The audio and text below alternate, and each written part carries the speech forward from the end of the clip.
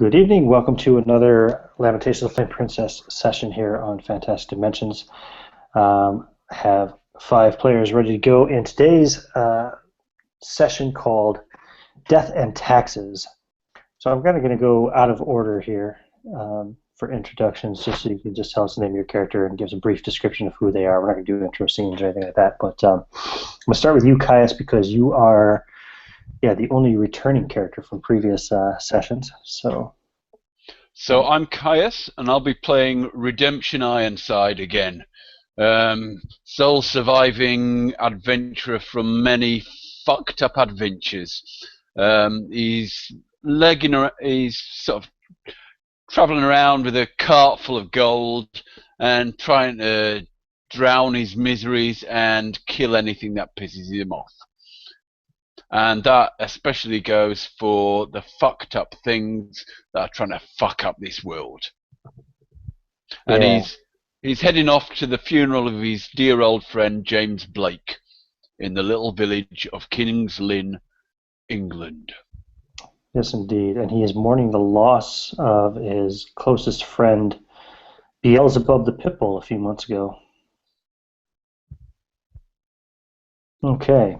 So now I'll go with the rest. I'll go from my left to right. So Andrew, go ahead and introduce your new character. Hey guys, Andrew Knapp here, aka SRT Joker. I am playing the level 1 dwarf of Vivaldi. George Carlin once said there's a difference between an old fart and an old fuck. Vivaldi is definitely an old fuck. He was the strong man at a carnival. You can see him in his youth now, but all was not happy with Vivaldi because as he grew old, he lost his strength. God damn it, guys, stop laughing. As his strength faded, he got fired from the carnival. Now all he has left is an agreement he made with a man that he thinks was a little bit too close to his bearded wife, Redemption, that if he was ever to hit 270, which is 6 months away, that Redemption would do him in so he didn't have to die as an old fucker. And if Redemption ever reached 40, which is 6 months away, I would do him in so he didn't have to live as an old fucker. Excellent. So you guys are about 6 months away from a death duel, if you survive that long. Gives you something to live for. Anthony, go ahead and introduce your new character, please. I'll be playing Emily Stafford. She's a weapons smuggler from northern England. She has blonde hair, blue eyes, very well dressed and stylishly in fashion clothes, long pigtail braids, and heavy laden with a sack full of smuggled weapons. Excellent. Very good. Heath, go ahead and tell us who you'll be playing tonight. Heath, I'll be playing an elf by the name of Max Poundstone, who was adopted by dwarves, and he's a freelance pallbearer / mourner. It's a very lucrative job, doesn't have a lot of competition, so you can also be found at the front of funerals wailing uncontrollably, or carrying coffins to their grave. Excellent. Very good. And last but certainly not least, Nick, go ahead and introduce your character. I'm playing Selenor, the first level elf. He knew the deceased when the deceased was younger, when he was a soldier, since elves are long-lived and mystical and such. And he decided to attend the funeral. All right. So, the village of King's Lynn. It's a very quiet, very small village out here in the countryside, not too far from the city of Newark, but far enough away anyway to have its own quaint, little shitty, peaceful existence. James Blake has recently passed, and Redemption, you received a letter recently that said, "Dear Mr. Ironside, it is my sad and solemn duty to inform you that your friend James Blake has passed away. It has come as a great shock to all of us in the village, but his death was a painless one at least. His funeral will be held at my church next Tuesday, and you are invited to attend. Should you need accommodation, I am told that the Wheatsheaf Inn is a good place for travelers to rest their weary heads. I am sorry to be the bearer of bad tidings, but I hope you will join me in celebrating the life of this most modest and charming man. Signed, Oliver Brennard, who you know to be the long-time king, the coven of witches who you had encountered previously. And there's a lot of turmoil going on across the country right now. Things are changing in England. The king is dead. In fact, not only the king, but his entire immediate family was killed at his estate shortly after his wedding. There's lots of different stories. Some people are saying that he was killed by witchcraft. Other people are saying that some kind of insect-like creature crawled out of a necklace and consumed him and his beloved and all of his siblings and his parents. Either way, the royal family is no more. There's lots of different rumors traveling the land right now as to who is actually calling the shots and who is in control. But the prevalent rumor, and one which you have some inside knowledge to, Redemption, is that a witch by the name of Aurelia Wolcott has claimed the title of Queen of England now, or she may not use that term exactly. There's different stories as to what she may call herself, but either way, Aurelia Wolcott seems to be in charge of the country, and the army, the armed forces, the navy are being rallied and prepared for conquest of neighboring countries. A cultural shock to the country, very good for all of the women of England who can now freely seek to do anything that they wish to do. They're no longer oppressed by cultural oppression. They can pursue any job that any man can do, etc. They can wear whatever clothes they want. They're allowed to sing and dance and fuck whoever they want now. So things are changing in England, which is probably good news for a character such as Emily, who would have probably not enjoyed the negative implications forced upon her just because of her gender in the past, whether they be true or not. So in spite of all of this turmoil, life must go on the local level, and in this event, you are all, it is now Tuesday, you are at the funeral of James Blake here in the village of King's Lynn. It is overcast and light drizzle falling. It's at this stage, what does it be? It'd be probably late summer. So late summer in England, it's not necessarily very warm. It's still probably pretty cool with the rain falling down as Oliver Brennan, the vicar, is just finishing up his short but respectable eulogy for James Blake, and they are lowering the casket down into the earth.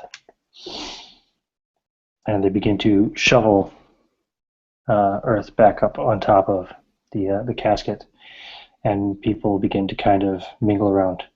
There are not very many people in attendance, as it turns out. In fact, pretty much it's just the five of you and the vicar. Also, I'm sorry, there's also two slovenly gravediggers, of course, who are in the process of, burying the casket. So the vicar will approach you, Redemption, and say, "Oh, Mr. Ironside, it's been many years. I'm glad to see that you made it. I'm sure James would have been very happy to know that you were in attendance." I've fought alongside worse people than James. It's the least I could do. So he always spoke quite fondly of your time in the service together. Service of what? Know what I'm saying, priest? Know what I'm saying?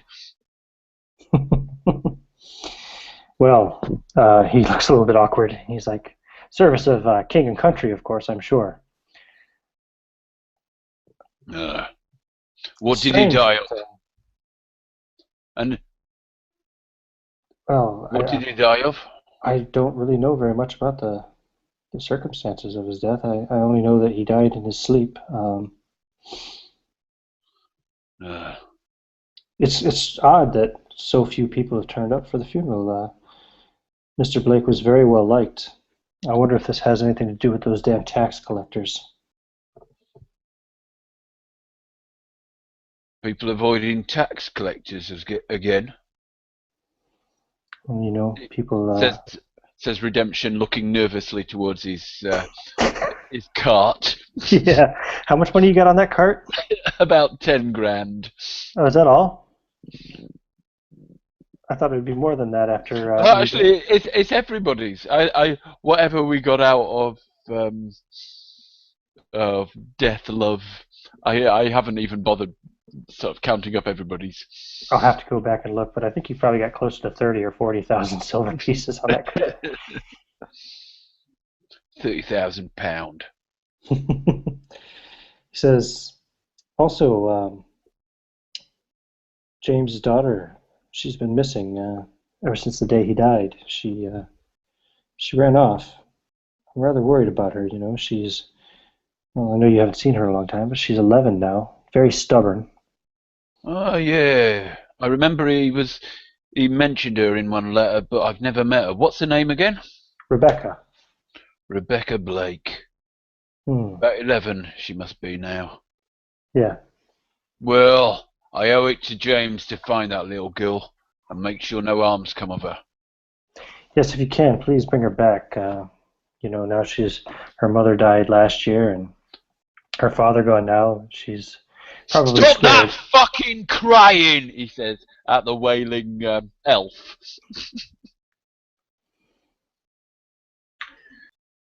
He's such a good man. Such a shame to see him go. Ah! Do you want throwing in the fucking grave? No. Show some respect for the dearly departed.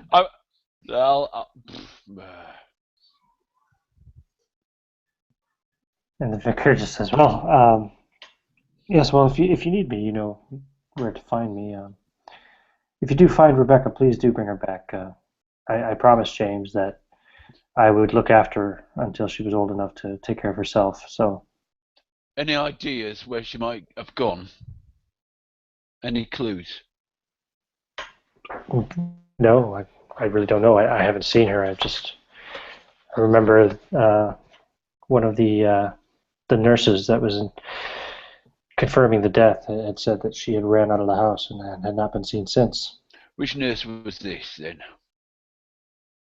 Her name is Mary. Mary.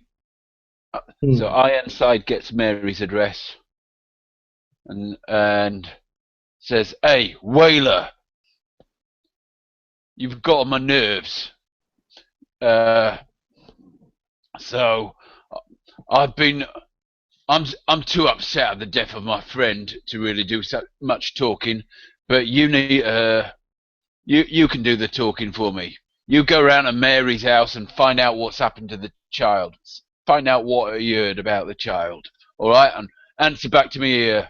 And if you don't, you can cry some more. I promise you." So I want to, like, the tears cease, like, immediately. And I'm like, no, that's not what I want to be paid to do, sir. I'm here to mourn the loss of this wonderful man. And here in a few hours' time to deposit him in the ground.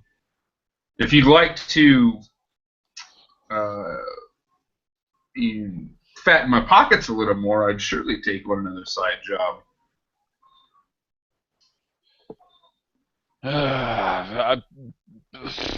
Nothing in this world is free.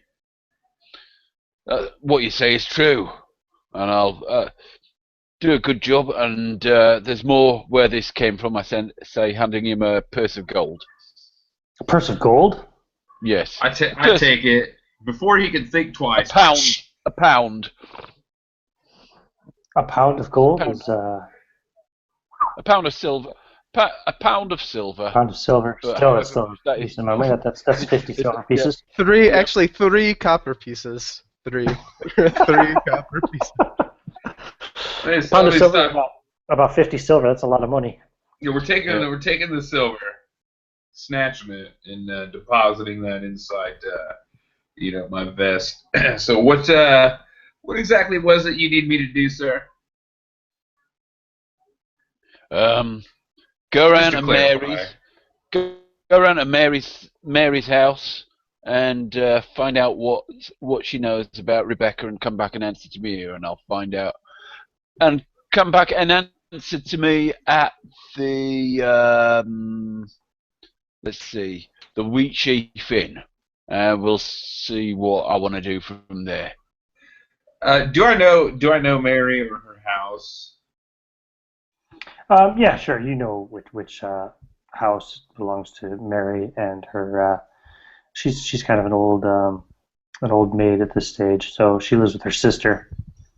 Okay, and I was supposed to ask if she knows about what. Let me make a note of this.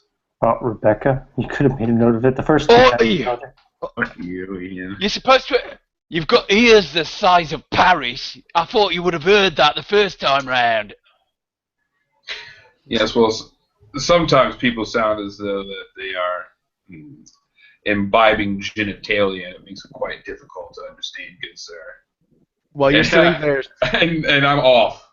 while you're sitting there shouting at him, Redemption. Hey! He shouts after the elf.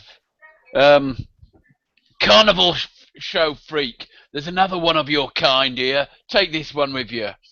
I grab my belt, which is like 3 inches thick. It's like a weightlifter belt, and I fucking pull it tight to the point where I feel like I'm gonna void my bowels.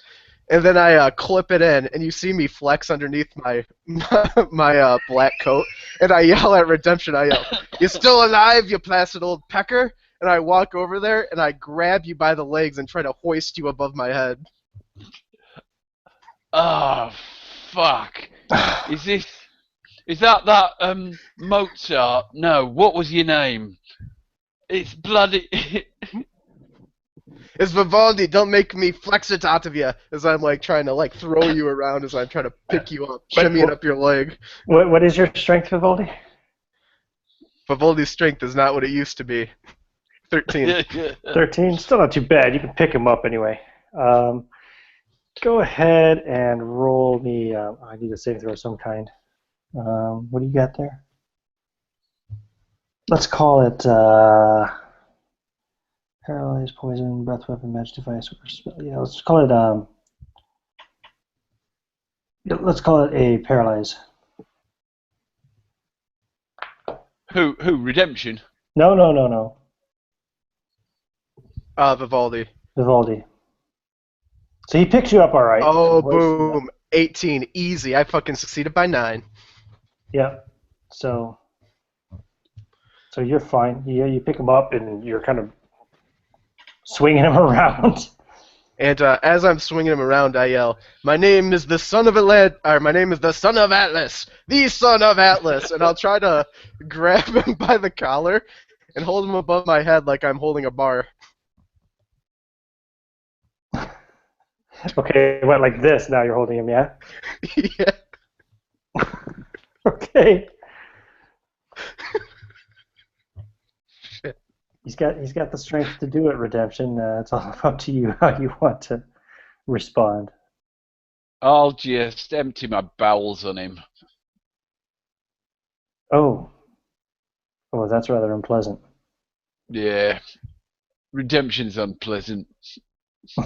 He just fucking shits his britches. He does. It starts running down your arm. I'll let down my britches and shit on him. It starts running down your arm, getting tangled in your hair and your beard. I will fucking drop him and then jump on him and straddle him and start trying to pin him to the ground. All right. Let's call this an opposed grapple check. We'll make that just strength checks. Go ahead and each of you roll d20. Cry uncle, you son of a bitch. Cry uncle. Oh, you get me. Tell me how much you roll under your strength. I fail by 3. I failed by 1. Okay, so so you guys are like the worst wrestlers ever, but you managed to pin him down, and the shit's now smeared all over both of you. Ah, fuck. Off to the village pond. And I'm yelling, "Squeal, Uncle! Squeal!" Uh, Selenor, you're just sitting there kind of probably watching this. Selenor's been standing next to the grave like a lovely pale ghost, staring at this like delicate blue flower in his graceful hand, and during the ruckus, it shakes him out of his reverie. He knew a very different James back in the day, and he takes a sniff of it and tosses it into the grave. They were his favorite. Then he eyes the shit-stained human and dwarf. I'm really glad the vicar left before the wrestling and shitting started. Quite the show. All I can hear is "Squeal! Squeal!" as I'm throwing him into the mud. You remember who I am? Say my name! Fucking bark.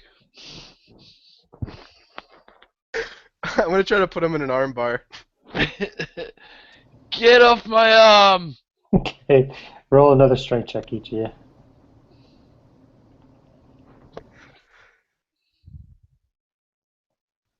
This time I got a 19. So you're at +6. Yeah, +6. And I'm at dead on. Okay, so you beat him this time. How do you want to take advantage of this grapple? I just pick up the dwarf and dump him in the village pool. Okay, yeah, let's say there's a pond nearby. So he picks you up and he tosses you into the pond, Vivaldi. And then I climb in and start washing myself down. I'll fucking go under the water and you'll see bubbles come up, but nothing. And after a few minutes, I'm gonna fucking try to swim underneath his feet and pop up and Norton tap him. Norton tap, is that what you said? Yep. Like, Sorry. take the flat of my hand and uppercut him into the genitalia. Oh. Okay. Roll to hit. Fucking dirty fighting 101, dwarf style, baby. My to hit would be 12. What's your armor class? You wearing armor right now? That would really bounce off my metal codpiece. Mm-hmm. There you go. So yeah, my wrist like smacks it. Ah, you son of a bitch! Why are you wearing plate over your junk?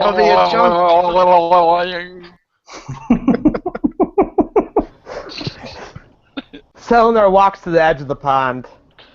He smirks. He assumes that this dwarf and this human. Oh, right in the middle. Okay, but while we wait for Nick to return, we'll cut over to Max. Max, you arrive at the nurse's house. She's kind of like the resident nurse slash midwife, whatever, of the village.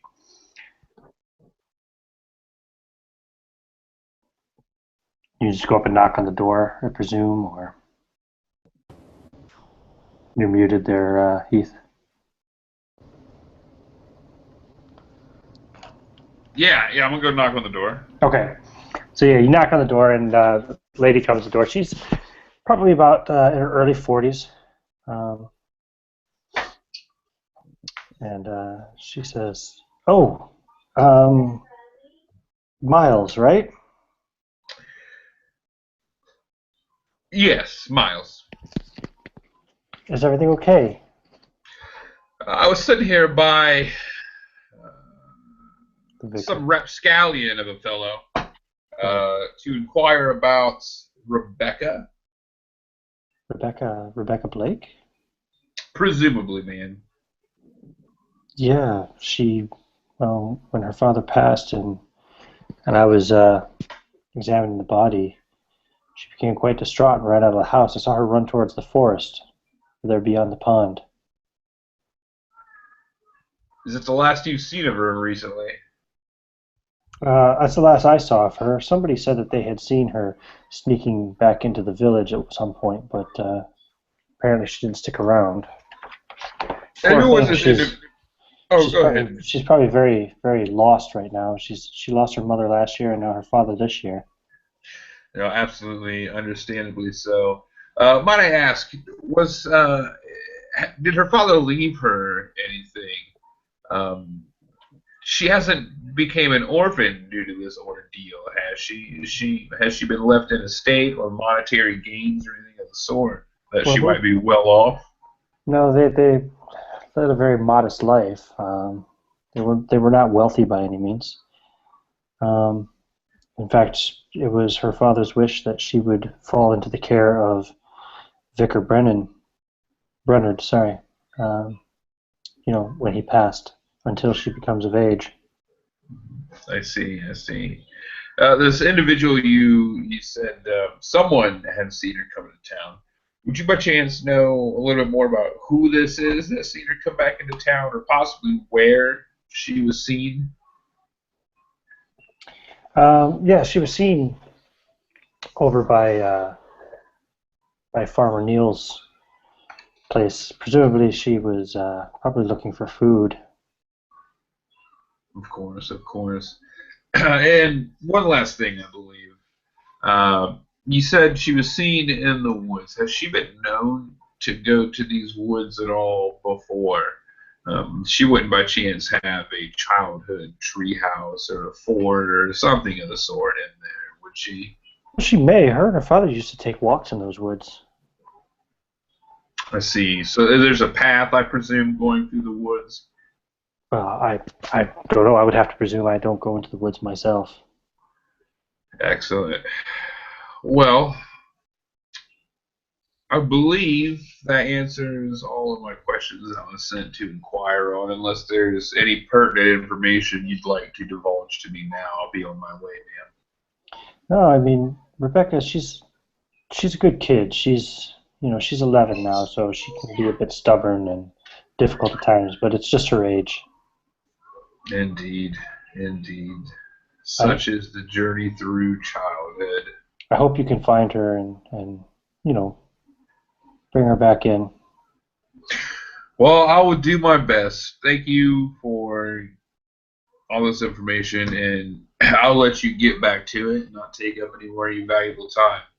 I bid you good day, and I'll bow or tip my hat or whatever, and be on my way post haste to get the rest of my money. Okay, so you're heading back over to where they were messing around. So okay, guys, back to the scene. You were saying something, Nick, when you got cut out there. He smirks at the scene of the men wrestling and playing in the water, remembering young love. I'm soaking wet. I throw my hood back, and you see my piercing blue eyes, my amazing homeless man beard, and I stare at you, Redemption. Our eyes lock for a moment, and then I just start laughing, like roarous laughter, and I smack you on the side of the shoulder. And Redemption lets free a little sort of wincing thing that passes as a laugh from Redemption, and then says, "Let's go to the Wheatsheaf," and heads off to the inn for a drink.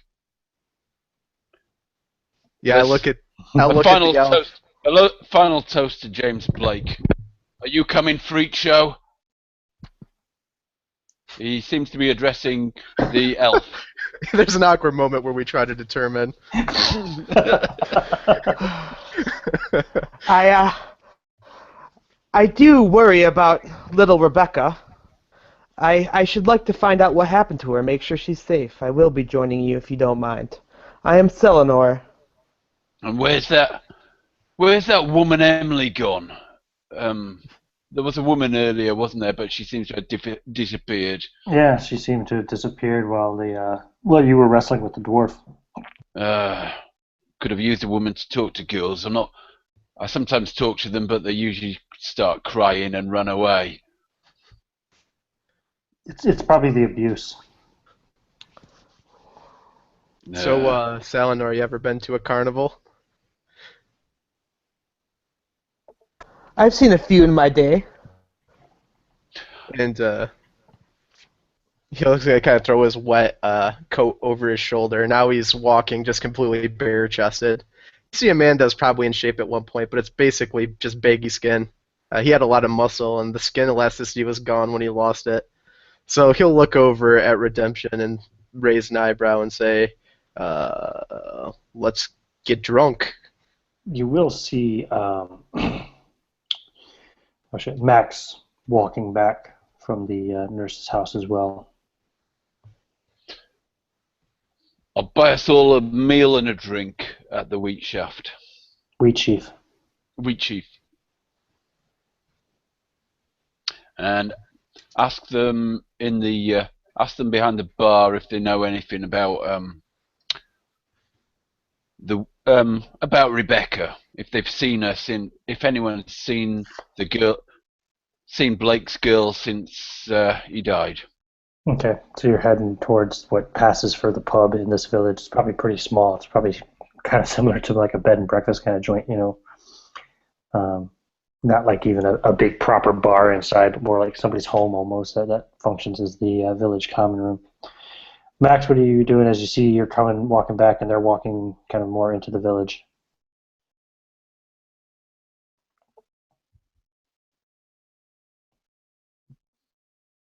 That's your character, Heath. You're muted still. Damn it, man. So you said I see them, or I'm at the Wheatsheaf to meet them? No. You're walking back, and you see them walking kind of towards you. Okay. I'll approach Redemption and relay everything that I learned. He's soaking wet for some reason, and the dwarf has no shirt on. It's not the strangest thing I've seen. My nipples are as hard as diamonds, and I'll just look over at you, and I'll be like, "Hey, did you do what he told you to, son?" I did, Pops. Do me proud, boy. This isn't the guy you've been telling me about, is it? And I'll look him up and down. Yeah, that's him, all right. That's that sorry son of a bitch I'm gonna have to kill in 6 months. Huh. He looks a bit weaker than what you described him as. You played him up a little bit in tall tales you tell. I'll get a good laugh out of that, and I'll say, I don't know, you stop eating meat, Redemption? What's the deal? You're looking a bit sickly yourself, Beethoven. Let's get into this pub.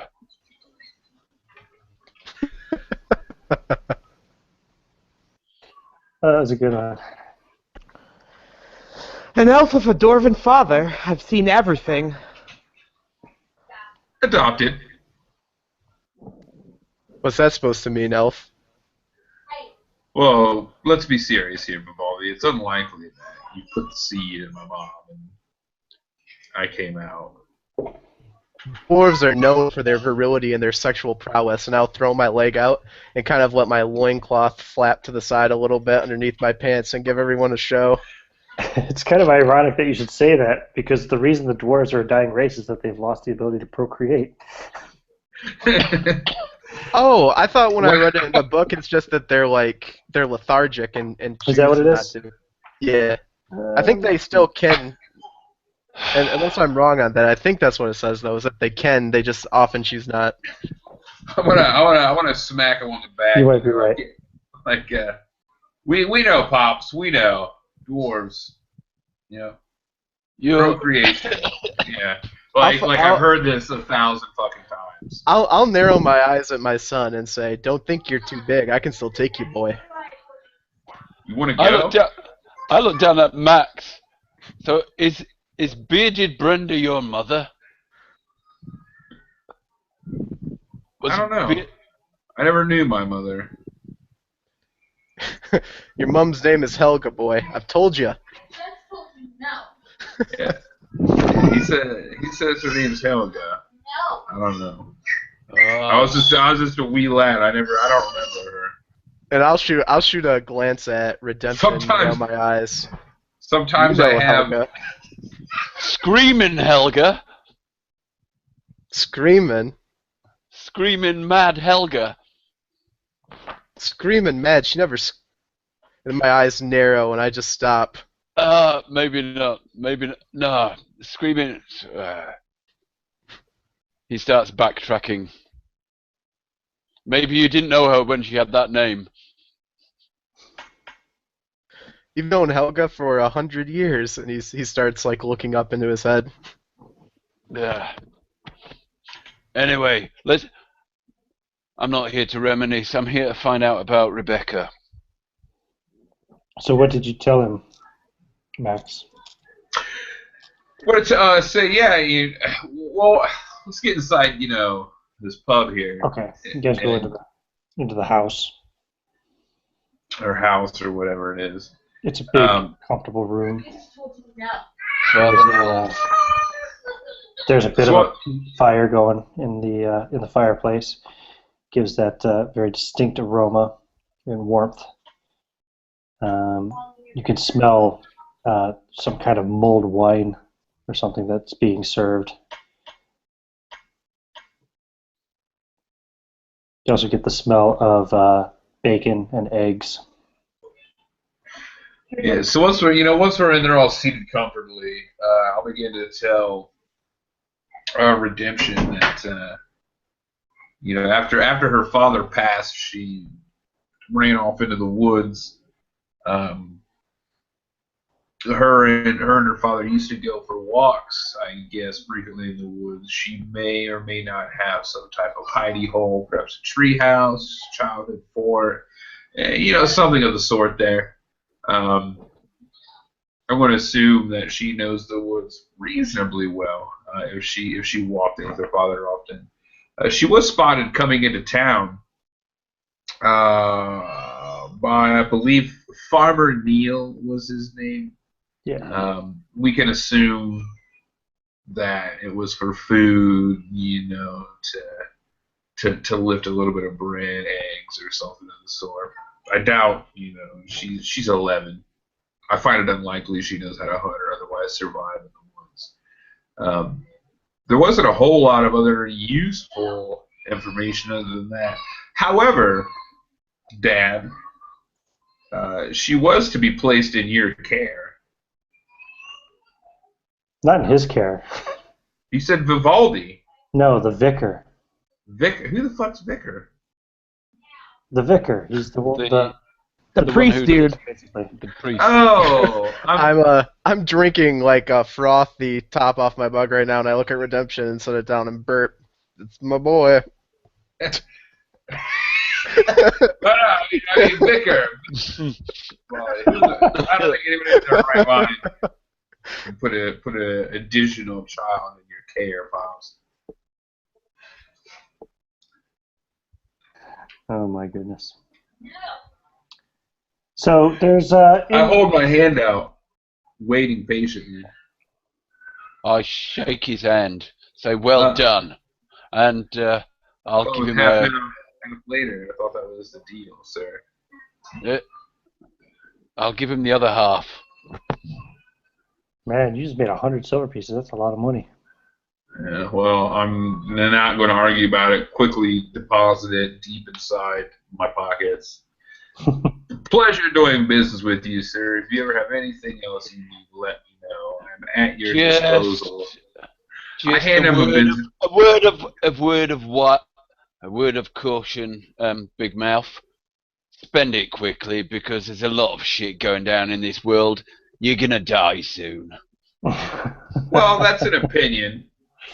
I don't necessarily value your words, but I will take it into consideration. I want to hand him a business card. A business card?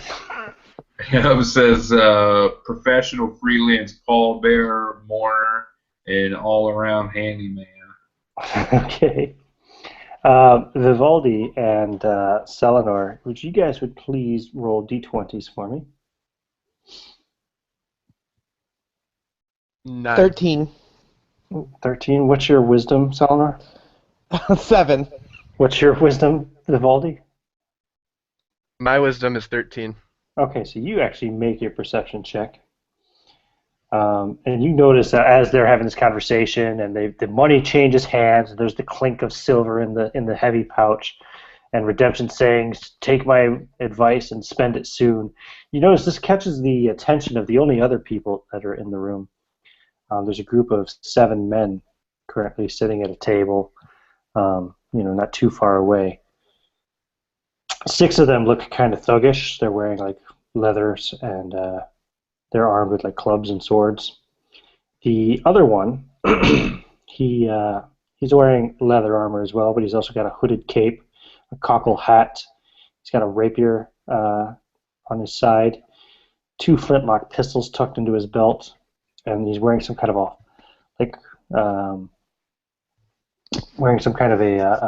cord around his neck that goes underneath of his tunic. He obviously must be the leader of the group. He's the most well dressed. He's the only one that looks kind of standoutish amongst them. He's got a very severe look on his face, and he's staring over at your table. I'll turn and say, "Looks like we've drawn a little bit of attention. Flashed a little bit too much money, I think." Kind of like make a motion with my head back to the corner. And you see he stands up and starts to walk in your direction.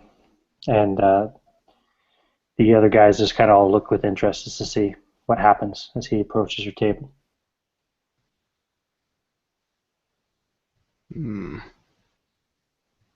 What do you think, Redemption?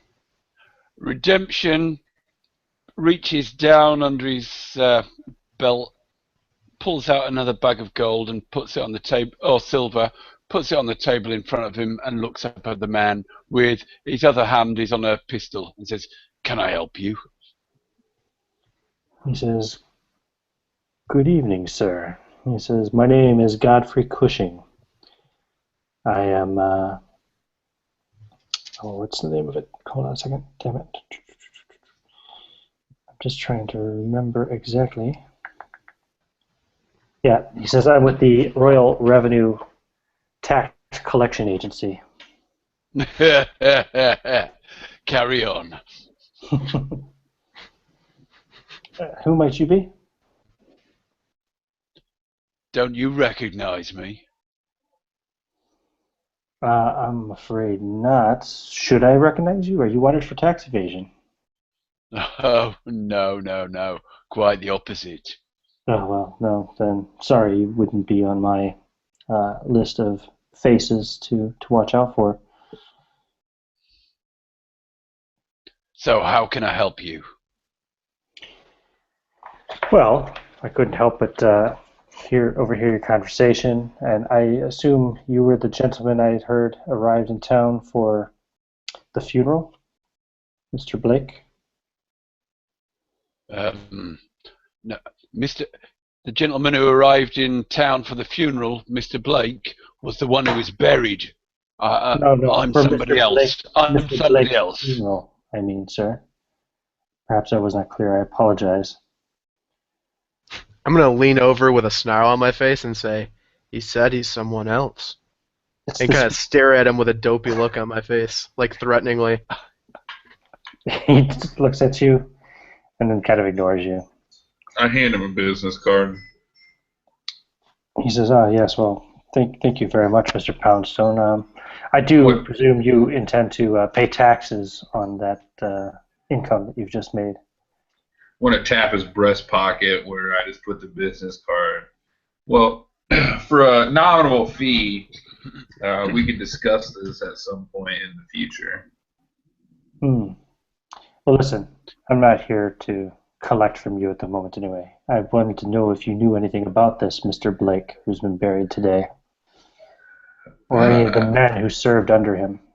All I know is that Mr. Blake was, and I begin to sniffle, kind of well up, an established member of the community, loved by many, had a precious daughter. I'll stop on the ground and say, "Control yourself, boy." And I'll pass him some more gold for that. I'll pass him another 5 silver for that weeping. And the Mr. Cushing anyway looks back at you again. Redemption says, "My men and I are here to investigate claims that Mr. Blake had stole money and items on a mission during his military service. It's rumored that the treasure is hidden somewhere here in this village." You wouldn't know anything about this, would you? Listen, there are many bandits in this land. There are many no good boys around, and I'm charged with stopping them. Now, those people ask questions about money, about earnings, and things like that. Have you got any identification on you to show exactly who you are? It's of course my manners. I apologize. And he starts he has like a little satchel type bag that he starts to ruffle through. And he pulls out some documents and hands them over to you. "Here you go, sir. My documentation." So, what's the documentation from? Is it from the old king? From the witch? No, it is from the old royal family. It says that he's a royal revenue tax collector, Godfrey Cushing. Go ahead and give me an intelligence roll. Let's have a look.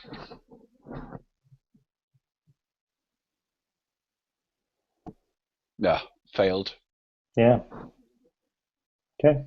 That's about it. But yeah, it's definitely from the old king. I In think fact, you need to. It's not even from the king who was crowned king in the last year. It's from the king before him. I'll just pass it back and say, I think you need to get this updated. You've got no job under this warrant. Well, I was sent by my king to do a job, and I will see that job done. Whoever rules the land now. Do me a favor, if you happen to find Mr. Blake's daughter, let her know that I was asking for her. I'd like to ask her some questions. Good afternoon, gentlemen. He bows, turns, and he walks away.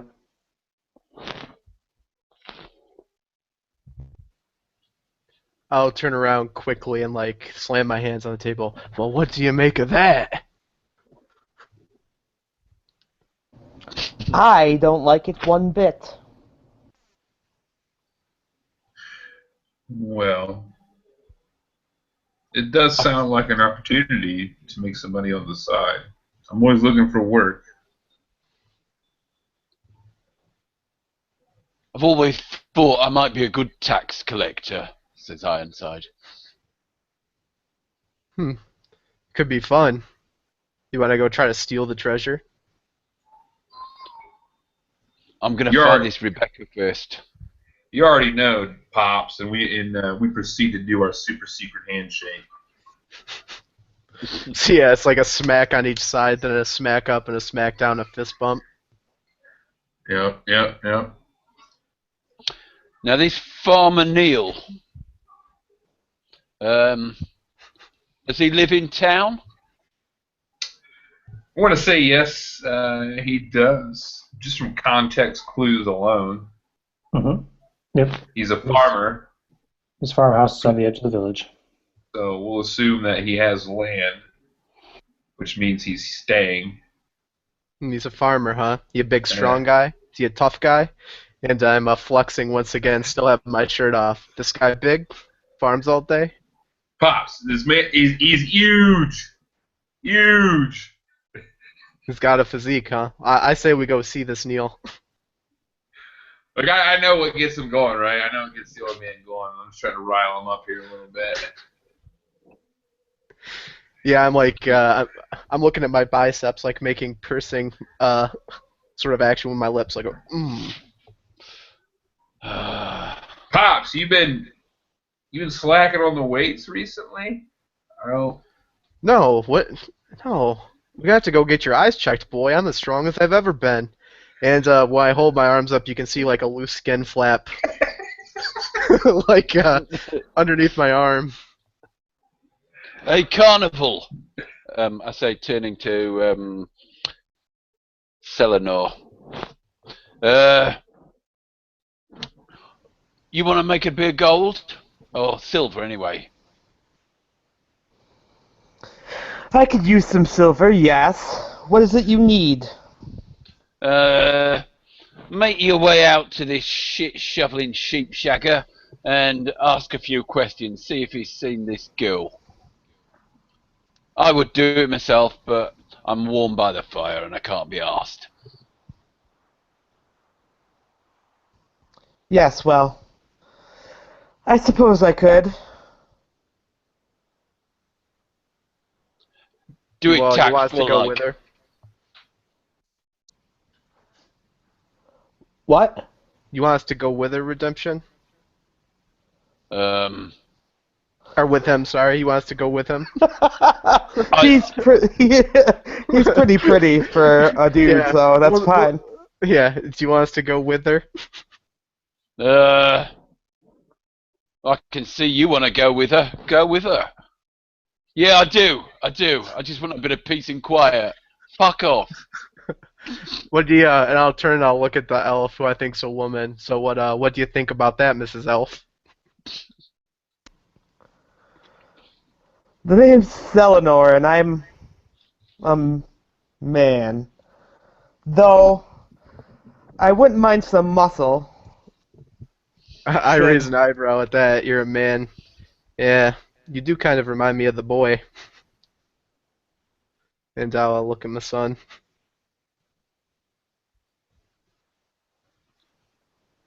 What can you do? You got any specialties? You crossbow? You use daggers? What do you do, Mrs. Elf? Sorry, Mr. Elf. He opens his cloak and there's a short sword at his side, and he picks the short bow off the. Oh. God damn it. So he's got a short bow. Yeah, that looks like it could kill something. Okay.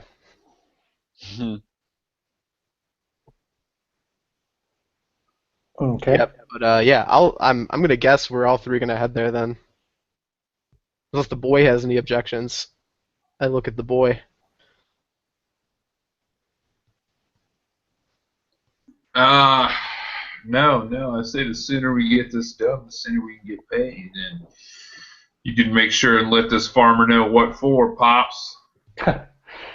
Man, you've just made nearly a year's worth of income in a day. Sorry Well, about that. Hangouts is being glitchy. It's a need-to-know basis, Ian. They don't need to know how much money I'm making a year. So yeah, I was looking at the inside of your robe.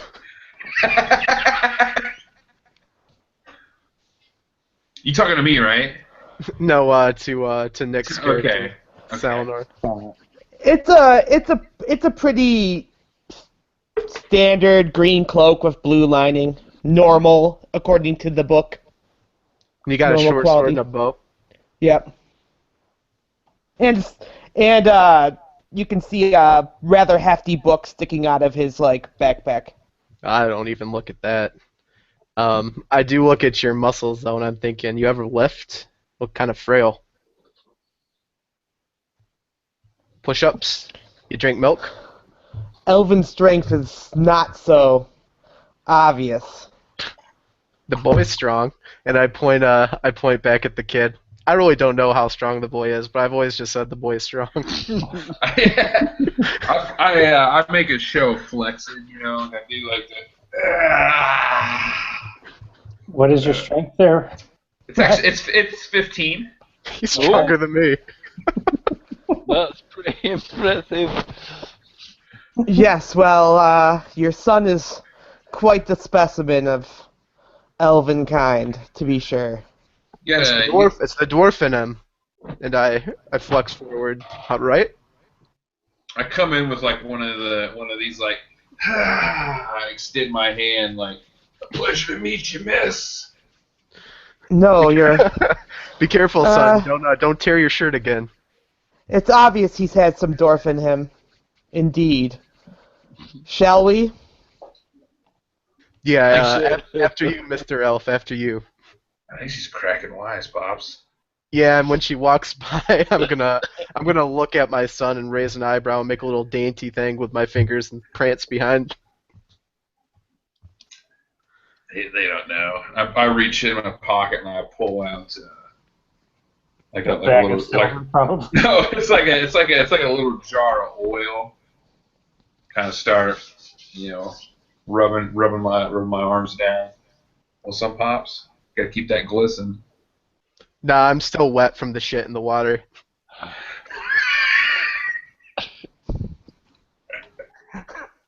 So you guys head to Father Neil's or Farmer Neil's farmhouse. Okay. Yeah. Yes. Yep. And because he's so unwise, he's completely oblivious to their mocking. Just completely oblivious. You'll hear every now and then as you're walking in front of us in a like kind of a hushed and then riotous laughter. It's back and forth. Stories of me like doing stuff at the carnival. You hear the son of Atlas said like a whole bunch of times, and you get this notion that I'm referring to myself, and you can hear like every now and then. Okay. Don't exert yourself too much. Don't you worry about me. I'm in the springtime of youth.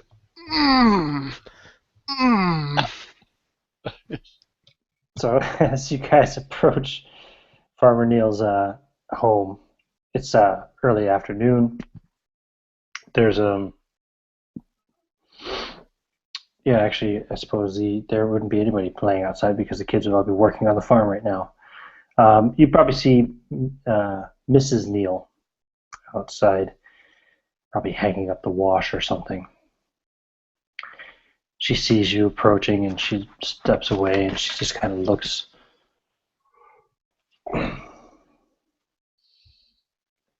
Hello? Good afternoon to you. Hi.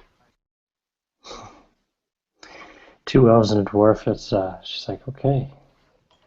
It's like Good afternoon. I'm gonna hand her a business card straight away. You gotta grow the consumer base. It's very important. She just looks at it. She says, "Oh," and she hands it back. She says, "I'm sorry, I don't read." Well, lucky for you, I also happen to be a translator and an in-home reader in times of need. If you want, for a nominal fee, I can read this card to you. No, that's okay, but thank you. Yes, it is turning into a decent afternoon. The rain finally stopped. Is there something I can help you guys with, or? We're here to inquire about dear, sweet Rebecca. Rebecca Blake. I'm here looking for a Neil. Well, I'm Mrs. Neil. Mrs. Neil, would you say your husband is a big man? I'll start walking around her. Muscular? Does he work out? Physique? Strong? She says, "Well, yes, he's very strong," and she starts to kind of redden a little bit. Very good. That's the end of my questioning. And I'll walk back over and stand next to the boy. Are you sure you guys aren't looking for the traveling circus? They passed through here a few weeks ago. No, I'm not a circus man anymore. I left that life behind. Yeah, about Rebecca Blake. What do you want to know? I understand she's missing. Yes, we heard from... Was it Mary? We heard from Nurse Mary that your husband saw Rebecca come back into town once after she went missing. Roll a charisma check for me there, please. That's a 7. And what's your charisma? My charisma is 11. Okay. She just kind of looks and she leans a little bit closer. She says, "Mary told you that, did she? Maybe my husband should learn to keep his lips a little bit tighter." Yeah, We know where Rebecca is. She's been stealing bread from us on a regular basis. We occasionally leave out some other food and drink for her as well. It's not really stealing, we give it freely, but she's scared, you know. She doesn't trust that tax collector. Nor should she. Godfrey Cushing. I don't know his name. I've just seen him and his band of thugs waving around that royal seal. He seems quite vulgar. You should know, Mrs. Neal, that he is asking for people to go after your daughter. My daughter? I have no daughter. Sorry, not your daughter, but Blake's daughter. I have 3 strong sons. And he raises an eyebrow to that. Did you say strong sons? Strong. And Celador raises an eyebrow when she hears sons. When he hears sons. How strong would you say? Oh, they're all working on the farm with their father as soon as they're able to. Would it be possible to meet with Mr. Neal and these 3 sons? Well, I mean, they should be home right around dusk. You may be able to meet with them then if you come back, but... Pops, you thinking what I'm thinking? Tag team match? 2 versus 4.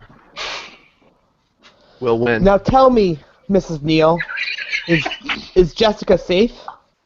Rebecca? Rebecca, yes. Jesus Christ, you guys.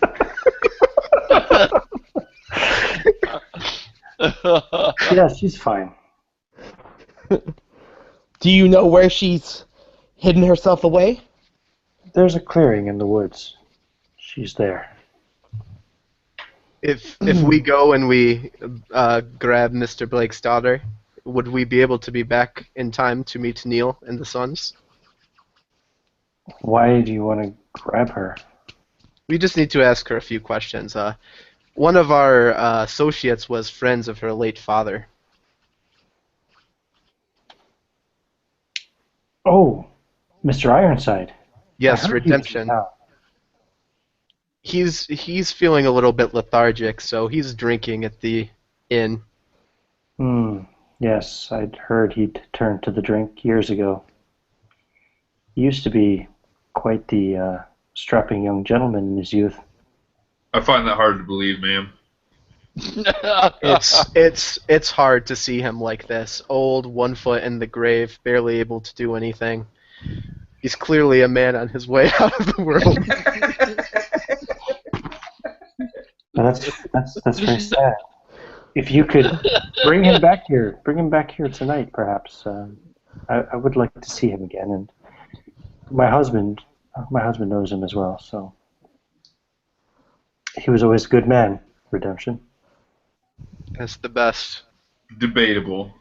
And she'll give you a quick description as the easiest way to find your way to the right path. It leads right up to the clearing in the woods where she's sure that Rebecca is probably staying.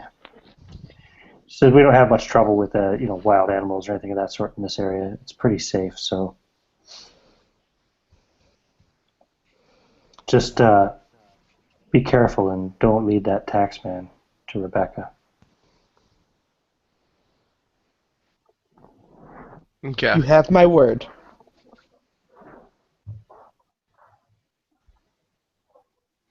I also have your names. Actually, I never introduced myself, ma'am, but if you'd like, for a small fee, I could read it off the card to you. Can I see that card again? Absolutely. And I handed the card. And she puts it in her blouse. Thank you. If anything happens to Rebecca, I'll send the constable after you. Tell him to come see the son of Atlas. And I'll throw 2 fingers up. I knew you were with the circus. Thank you kindly, Mrs. Neal. Thank you. I hope everything goes well, and I'll see you this evening. And she just kind of watches you guys with a wary eye as you leave. Should we go straight to get the girl, or should we go back for redemption? I Well, suppose. he did send us out to talk to her. I'm sure he wants to know what she or he or what they had to say. Also, my pouch is looking a little bit empty. I want him to be here when I defeat Mr. Neal and his boys. I want him to see how much virility I still have in me. So you guys are going to go back and collect redemption. Yeah. Are you going to secure rooms for the evening or anything, or? What for? Yep. We secure a safe room, a lockable room. What's this we stuff? Are you buying for everybody? Yeah. Okay, we do in fact secure rooms. How many rooms do you want to get there, redemption? A house.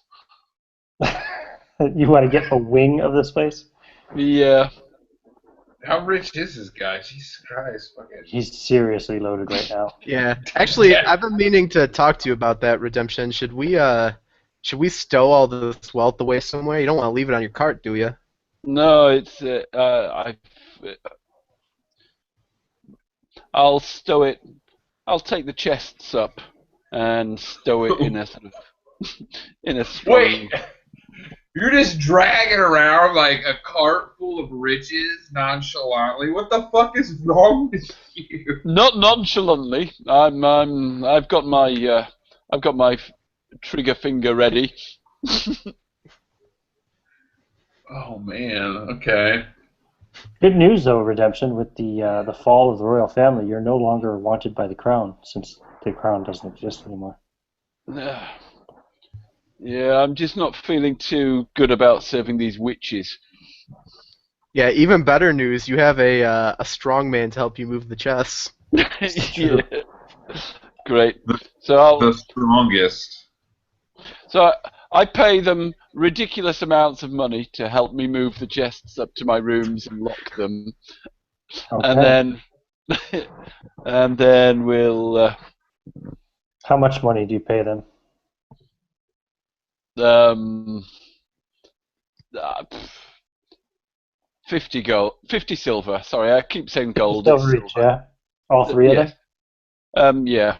Okay, so you spent 250 silver so far, if you just want to Yeah. write that down so we keep track. We'll figure out how much money you have later. But Okay.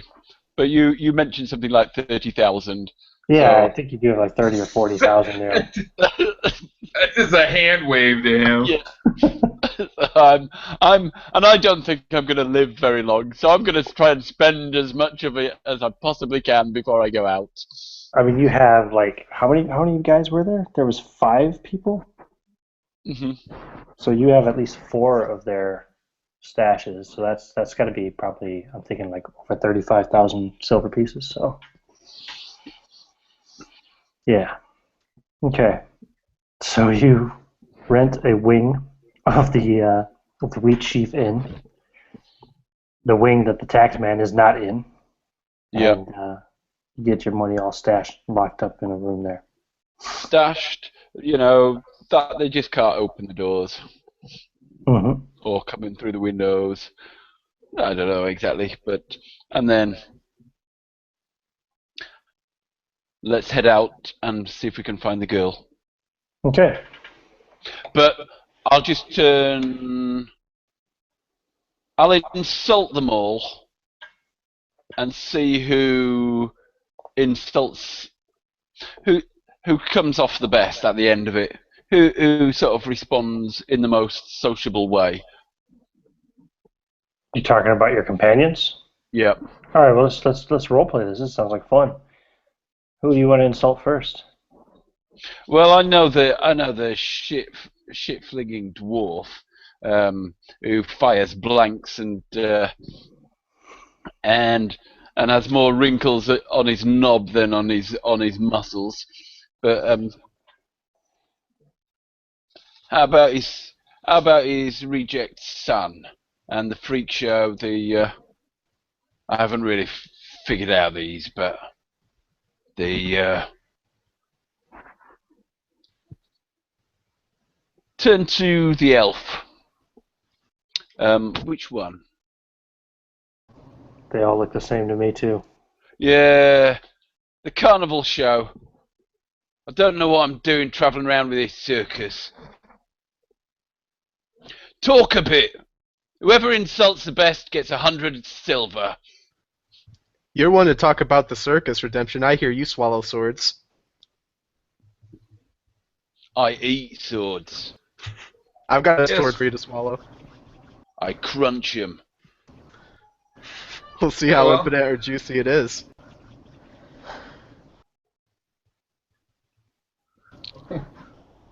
What's happening? Do Uh, you two fail. need to be left alone for a while? You lot fail. You lot fail. I'm gonna do the talking. You failed the test. You've been nothing but talking since we've come across you, sir. So not much is going to change. It's not true. He occasionally stops to drink. To take a breath. Oh, you want to see which one of us can talk the best? I don't know. Which sentence do you want? My right or my left, huh? Huh? Huh? And I'll hold him above my head, huh? I'll start kissing him. At Answer this number point, one, Selenor is answer pulled number out of his reverie. What was that? What did you say? We've got a scared girl. She's 11, and we need to calm her down and get some sense out of her. Who's gonna talk to her? Because I'm not very good at talking to girls. Vivaldi is good with children. Vivaldi, I'm small like Just child. talk shit. You talk shit. Anyone he's who good. sees your anyone good who with sees your children. beard, anyone who sees your beard is just gonna go mental. Pops is the best with children. I mean, look, he raised me. Look, shining example of his work. I'll raise my chest with pride, thinking this has sealed the argument. Then it is decided. I shall talk to the girl. For want of a better, you can talk to the girl half pint. And you don't know who he's talking to. Let's go. Okay. So you guys go. You got to walk kind of around the pond and take a trail into the woods.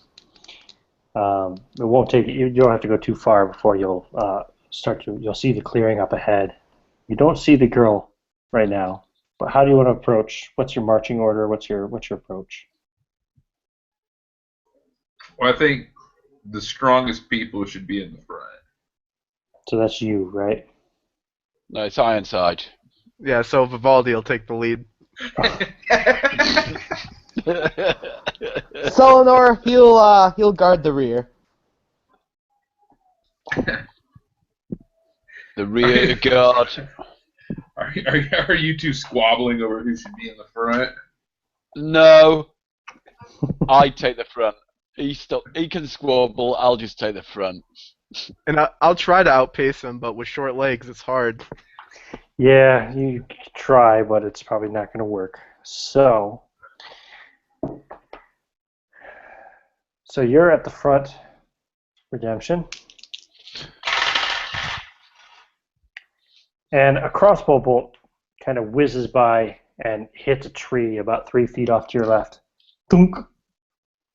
And you can hear the distinct sound of crossbow being reloaded up ahead. I'll speed up. I'll start jogging. Okay. Just shoot again. And that one misses you also and hits the ground somewhere behind you. Please stop shooting. Go ahead and give me a quick wisdom roll.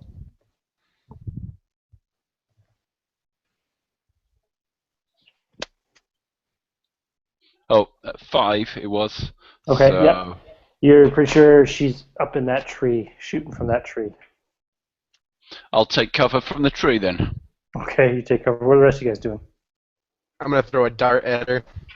Okay. Selenor rolls into the brush and takes out his bow. Roll your wisdom first there, Vivaldi. Okay. No, I have no idea where she's at. Okay, yeah, you don't know where she is. Yeah, I'll take the dart out and slowly start stalking and circling. Okay, what about Where you you there? at? You said you're just readying your bow, Selenar? And what about Max there?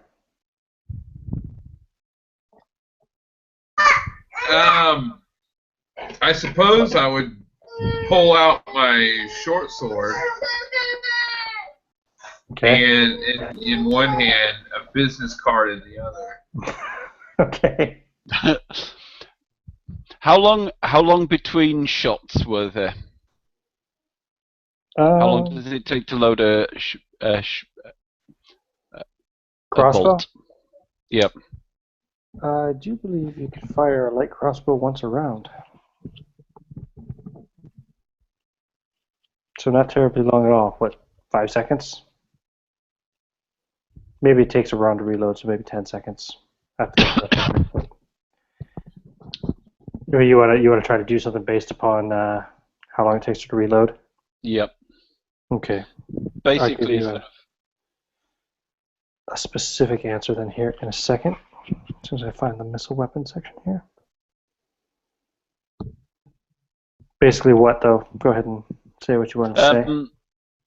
When a bolt goes off, I'll look around for cover that I could reach before the next bolt, and then run to that and sort of just get closer and closer to the tree between each bolt shot. It's every 10 seconds. It takes her 1 round to reload, and then the next one she fires. 1 round to reload, next one she fires. You fire it once every other round.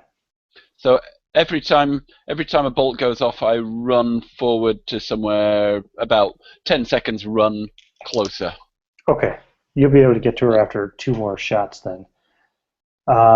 Since he's still kind of standing out in the open, she's going to shoot at the boy, Max, with a short sword in hand.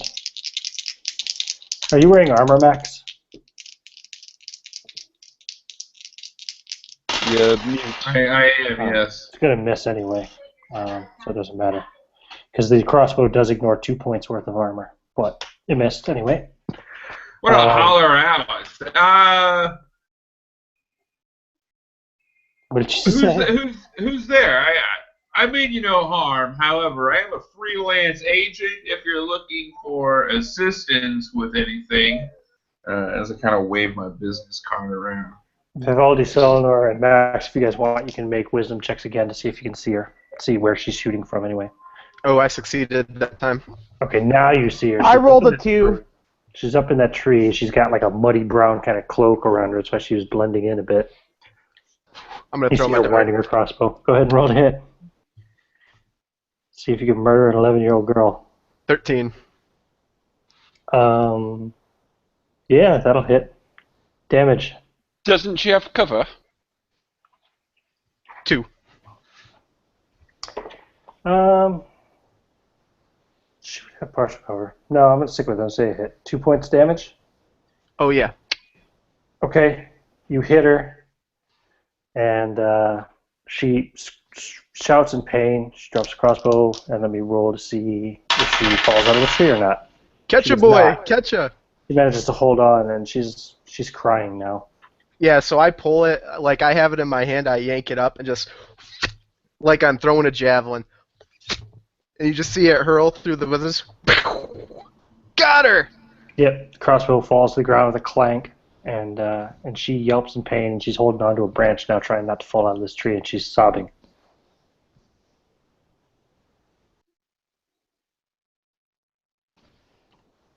Anybody? Well, I stopped trying to. I just run forward and try and catch her, or get up and get her. You can get right up under the tree. Yep.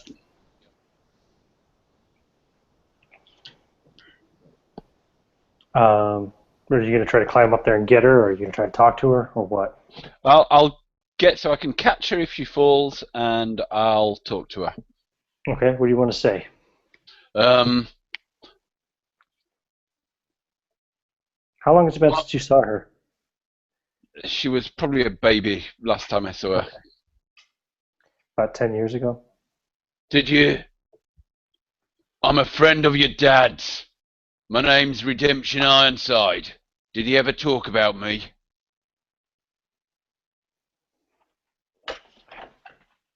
Roll a charisma check. Fuck. Oh, I Did you make roll it. a 1? Yes. He says, Ironside? I'm the new. Why are you attacking me? I'm not attacking you. It's some runt-brained dwarf that's messing this shit up. You watch your mouth, Redemption. She shot at my boy. She would have killed him. She would have killed him dead if she hit him with that bolt. Then he must be as runty as you. Now shut your face. I thought you were with the taxmen. No taxman's getting anywhere near my silver. You're the Redemption Ironside? Look at me. She's looking at you. She's like, well, I don't know what you would look like. But yeah, Dad used to tell stories about you. Said you were one of the bravest men that he ever served with. I'm gonna try to climb down now. I'm feeling kind of dizzy. Let go. I can catch you. Roll charisma again. She's not letting go. No, she's I'm gonna try to climb down. Yeah, she makes her dexterity check and she can clumsily kind of climb down. She's still got the dart like in her bicep on her right arm, and she's looking pretty pale.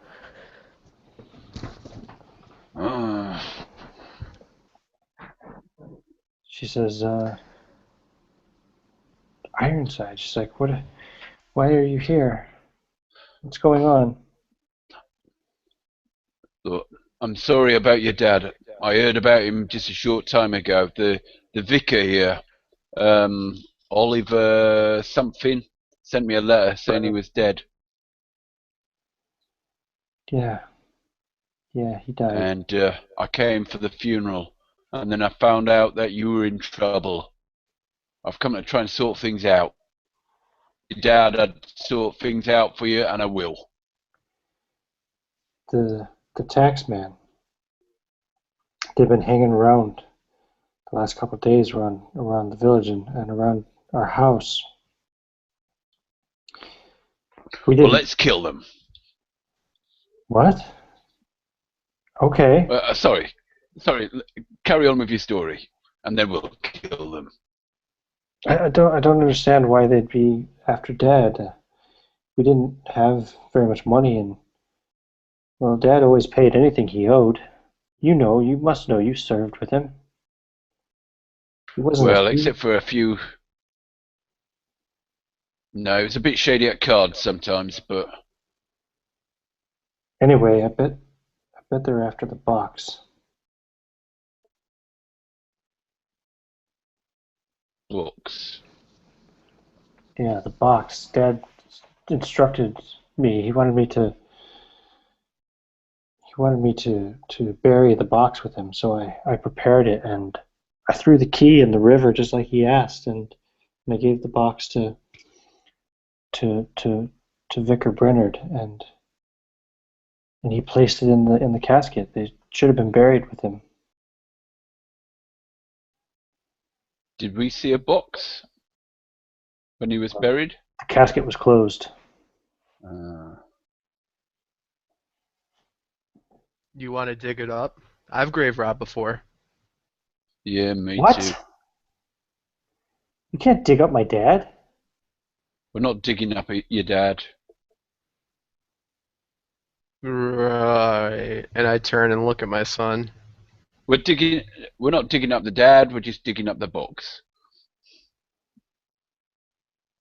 I can tell you what's in it. You don't need to dig it up. There's a What? There's a locket, and there's an old dagger, and there's a book. It's wrapped in oilskin. Did it have Gotta dig them up. I've seen some pretty messed up books recently. Don't like books. Don't trust people who read. I say looking at the dwarf's son.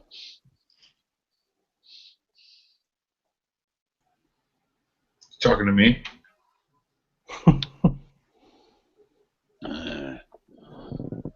Now, I sort of try and draw the symbol, the death cult symbol. The dead sign from the Yeah. Duvan coup? Yeah, What are you Have just scraping it in the dirt? in the dirt. Yeah. Have you seen something like that on any of the books or any of the other things? Something like that? Something like that. No. Good. If you Where see is that? if you see something like that, run a mile and then come and tell me. Okay. And if anyone starts sort of approaching you talking about clockwork, avoid them like the plague. I'm giving a fatherly advice now because this is my one chance in life.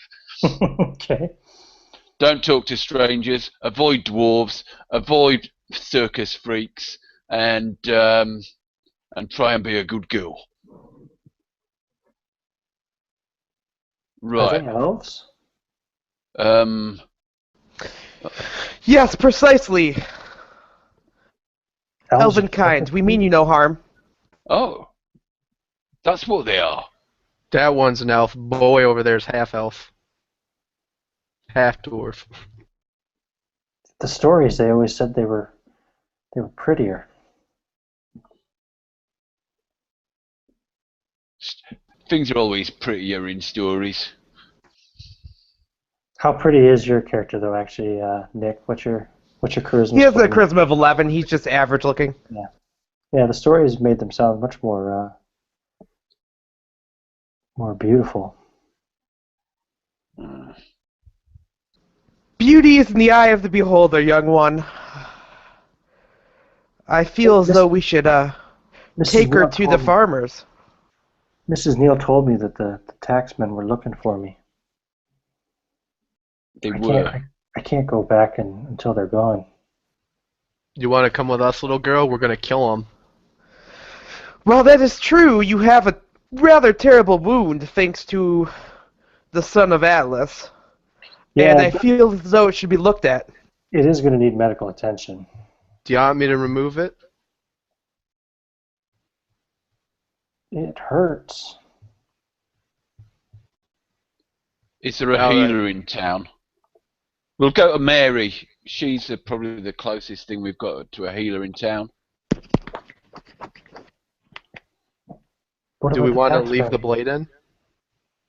We'll take the blade out and then bandage it and try and get her to Mary. Yep.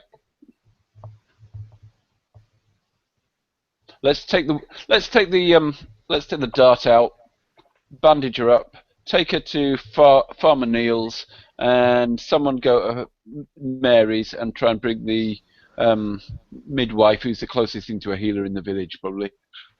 You're going to bring the midwife out here. The midwife out to Farmer Neal's. I'd prefer to keep her at Farmer Neal's. Oh, okay. Gotcha. Okay. And Celador takes off his cloak and insists that this strong man, son of Atlas, lets the girl sit on his shoulders. We'll put the cloak on them so that if we're being watched by curious eyes, they'll think she's an adult. Mm-hmm. I can do it. I could carry 20 of her. No, 30 of her. Go ahead. I fall down on my knee. I start smacking my shoulder. Go on, child. Jump up.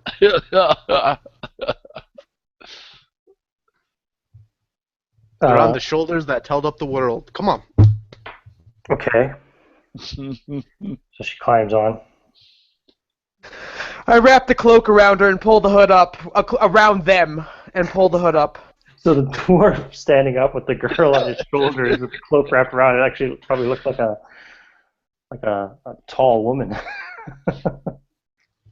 And it's actually a little bit of weight for me, even though I'm claiming to be strong. So I'm like, "What are you eating, girl? They have you, aren't you? You got gold on you, iron." No.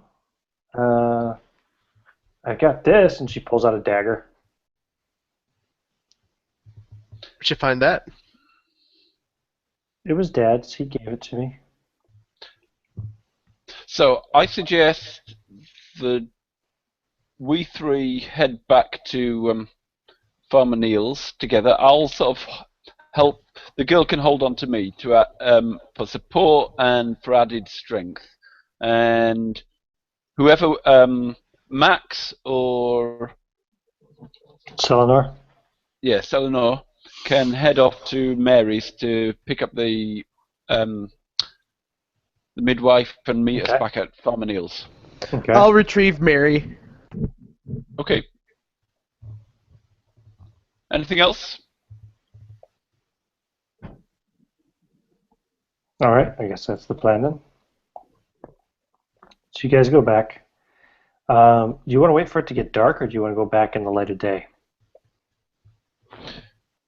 I'm going to take a roundabout path to Mary's so that if anyone sees us, they'll think that the girl on the dwarf is me. Are you guys doing any kind of makeup job on her or something? Or I just pull the hood up over her head. Okay. Gotcha. Has she got a hood?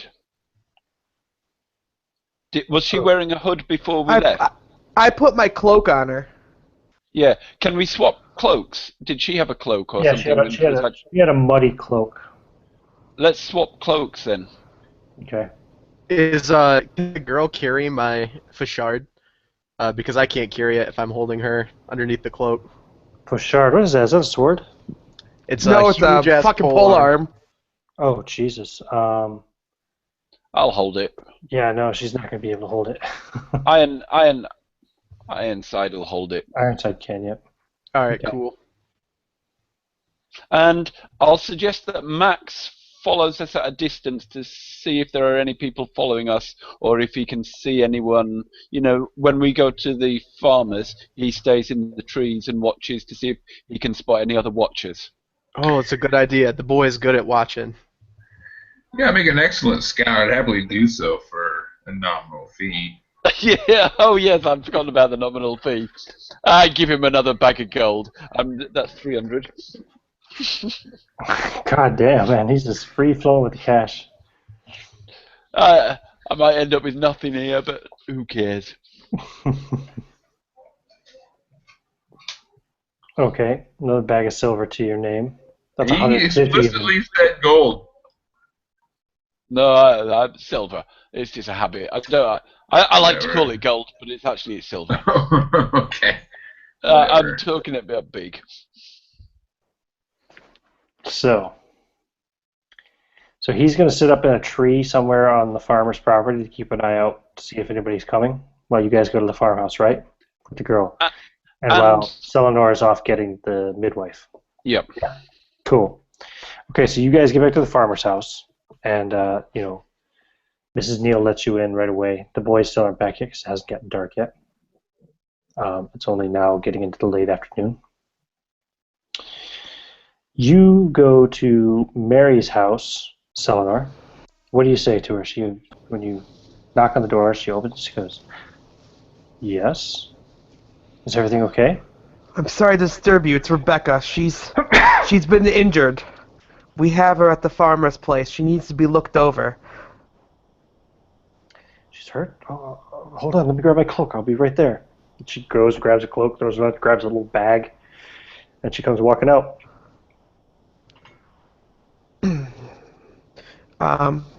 Yes, she mistook us for bandits or taxmen and was firing a crossbow. Really good shot she has. However, one who's a little soft in the head, he thought it was a threat and he retaliated. The dart hit her. It's not fatal, but she definitely needs medical attention. Oh no. Well, let's hurry. Quickly. Yes, let's. And as you're going, you hear a voice call out. Excuse me, Mary, was it? And Mary kind of stops and looks back, and you can see the tax man, Godfrey, and his 6 thugs walking out of the Wheatsheaf Inn and walking in your direction. What's the hurry? I tell Mary to go on. Go on, don't stop. Okay, and so she keeps going, and they start walking towards you. How do you do, I tax shoot one in collector? the back with my bow. You what? I shoot one in the back from my vantage point with my bow. You're over at the farmhouse. You're not over here by the inn. I can't see him from the tree. Not from this range, no. Well, you could probably see them, but you couldn't hit them, I don't think. How far are they? Several hundred yards. Alright. I suppose I'll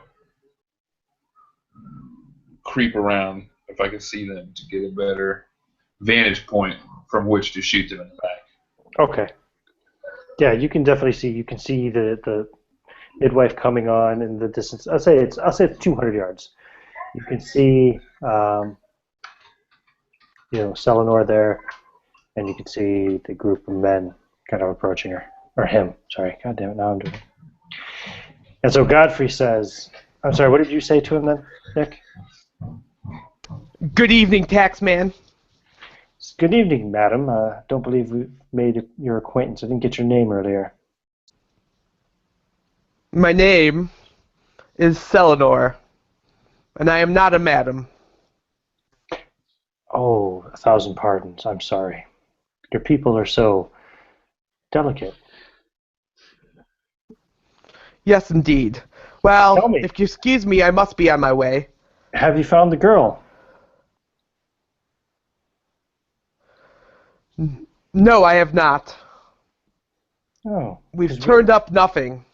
we heard a report that she was being whisked off to the Neal residence. We were just about to head down there ourselves. Where are you off to? Ah, yes, I'm accompanying Lady Mary, the nurse, to a crofter's house for crofter's wife has been stricken ill. Some may think she's pregnant. I don't know what's gotten into Mary. She's must have been frightened or something. She's gone off without you, I'm afraid. Well, you know, Oh. she's so professional when it comes to her trade. Very well. Well, good day to you, sir. Boys, let's go pay Farmer Neal a visit. And they walk past you, going straight the same direction that Mary ran off in.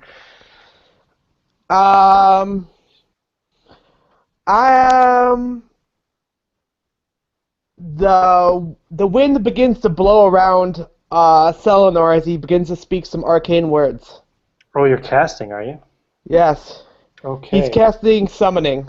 Let's roll initiative. Oh, Let's roll initiative. As you oh begin to cast. shit. Is it a D20? No, initiative is a D6, and you get to add your dexterity modifier, I think. Okay. 3. Okay, so as you begin to cash, Cushing kind of leaps back and grabs that cord that he's wearing around his neck and pulls out from underneath his tunic some kind of holy symbol. And he casts a spell at you. And let me just see if you get a saving throw for this spell. Oh no. Yeah, I rolled an 8 on his initiative. We must save the elf at all costs. Nope. Wait. Yes. An unwilling creature can attempt a saving throw versus magic.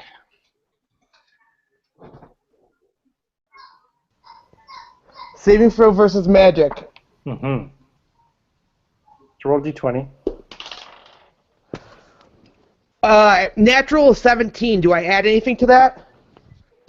It would say on your character sheet, I think, if you have any bonuses. I think you get to add your... I don't know about saving spells for magic. No, I don't. It's just 15. Yeah, okay. So my magic saves 15. Your magic saves 15, you rolled a 17? Yes. That's a successful save. So the spell does not hit you, instead it hits a location near you. As you cast your spell, you're still within the 30-foot diameter of the area of effect of the silence spell that he has just cast. What? So you attempt to cast your spell, and you realize that there's no words coming from your mouth. The motherfucker.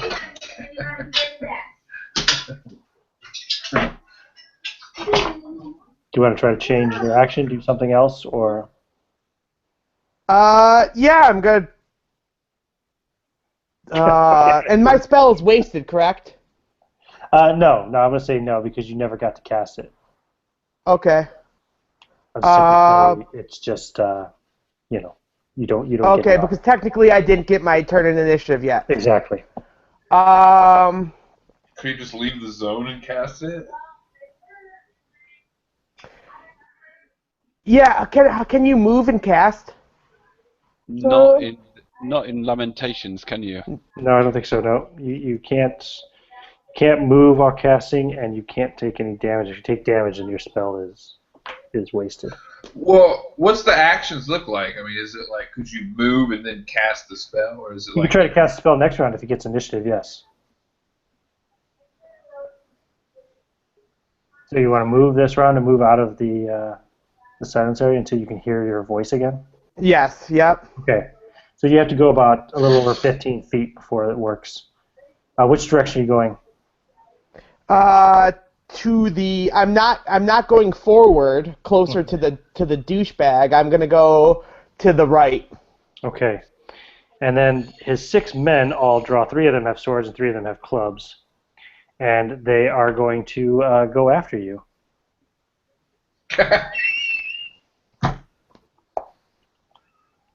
So he's standing still back where he was. You've moved 15, 20 feet, whatever, to the right. And they've drawn their swords and clubs and moved. They're all about, maybe about 10 feet from you. Next round. Initiative again? Yes. That guy's on 6, 5. so that's 7. Okay, you've got initiative. So now you're going to cast Summon, yeah? Yes. Okay, this could take a minute. A glorious minute. So, the Summon spell opens a rift between worlds. A little bit more, and forces an inhabitant from beyond into our world to do your bidding. So, I need you to choose the intended power of the summoned entity, which means how many hit dice you want the creature to have that you're going to attempt to summon. It cannot be more than 2 times your level. I didn't know that before. I missed that before. So I guess it can't be more than 2 hit dice. Unless the spell goes nuts, right? There's a way the spell can go nuts, I believe. Possibly. If I fail a check, it will go even more powerful than what I intend to. You want to go for 1 or 2 hit dice? I'm going to go for 2 hit dice, something. Okay, so now you must make a saving throw versus magic. That's a 7. Okay, so failing this saving throw means a more powerful creature than anticipated might come through. Okay, step 3. Now we have to determine its form and powers randomly on these tables. Okay, so the original casting save was made, or if it was not. Okay, roll a d20, please. Okay. Save. I originally meant to summon a great white stag to gore Gottfried and his men. You never get to choose what you summon anyway. I don't think it's always. That's what he was intending. Oh, you don't get to choose ever? Oh, okay. I don't think so. No. On the d20, I've got a 12. A 12. Now roll a d3, please. That is a 2. A 2. Okay. Roll percentile, please. Hold on, let me grab that.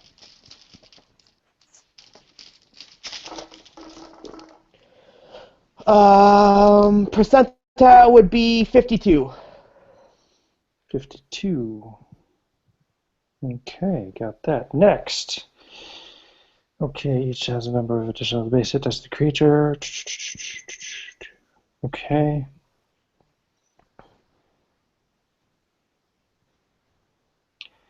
Roll the indicated die type as the base number. Roll that die again if the new roll is less than the base number. Roll an appendage. Okay. Yep, I'm going to need you to go ahead and roll d6 for me. That's a 5. Okay, now roll it again. 4. A 4? Yes.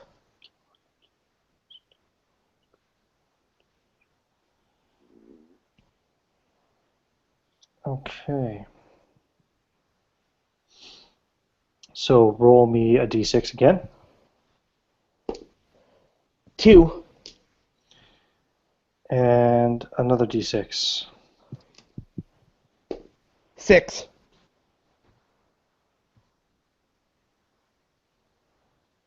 Six under a 2. Okay, so you've got keep adding, and one more d6. A 3. Wow, this is gonna be weird ass shit. Now roll another d6, please. A 3 again. Okay, so roll d6 again, A 6. and again, A 3. and one more time. A 5. Wow, how fucking bizarre is that? Now roll again, d6. Just keep rolling d6s every time I say roll again until I say otherwise, until we get to 5. the next step. 5. Okay, that's cool. So that's it for the appendages. Now determine the number of powers. Take the base hit dice, the caster which summoned, determine which die type is used according to the following table. I've got that. Now roll another d6, please. 3. A 3. Yes, saving throw was not successful. So, a new powers gain roll less than or equal to the base numbers. Okay, now roll again. 5. Okay. Saving throws failed. New powers gain a roll less than or equal to the base number. So, nope. Okay, that's fine. So, no additional powers there. Next is the domination roll. So, I need you to roll a d20, please. That is a 9. Okay, now add. You don't have any modifiers, so you got a 9 straight up. The creature got. Okay, 8. So, the magic user wins by 1. It's 1d10. Roll a d10, please.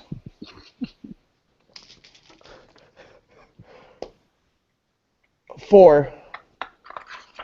Okay.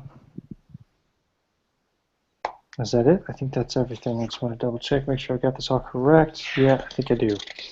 Okay.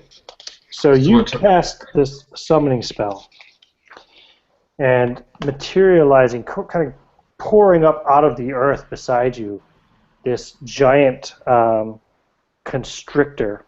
Think like a freaking Burmese python, 20 feet long and, massive around, comes up out of the ground. It has glowing fins and stalked wings on it as it kind of flies slightly above the ground after it pours up out of the earth. And what do you want it to do? It will obey your commands. Kill Godfried and his men so that the Blake family can be in peace. Okay, so it goes straight for your man Godfrey. I'll let you go ahead and roll an attack for it. Oh yeah, if you need to pull up its basic information, just so you know, it has a... Yeah, it just gets a +2 to its attack rolls because it has 2 hit dice. So roll an attack roll, please. That's 15 plus 2 is 17. Okay, that's going to hit, and it does d6 damage. D6 damage? As it starts to wrap around his body and start to constrict. 5 damage. Ouch, 5 damage for Godfrey. Okay, he's gasping in pain as this thing begins to constrict around him.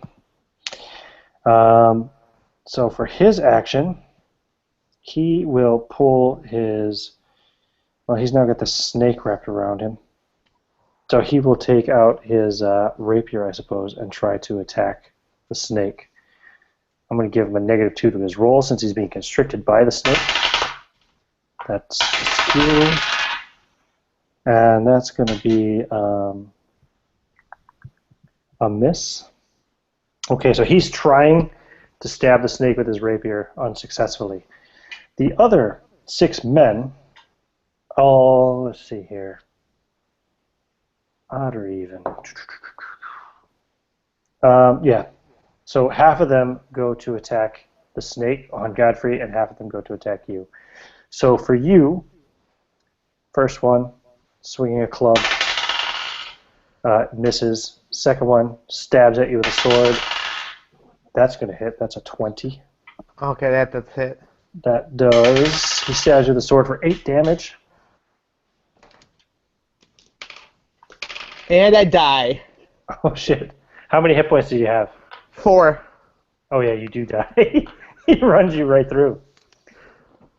And the other one stops the snake.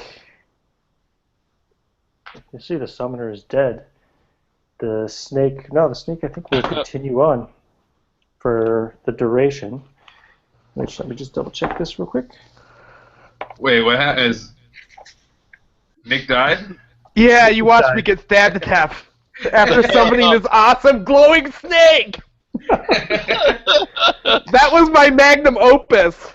That's what he's been studying his whole life to achieve.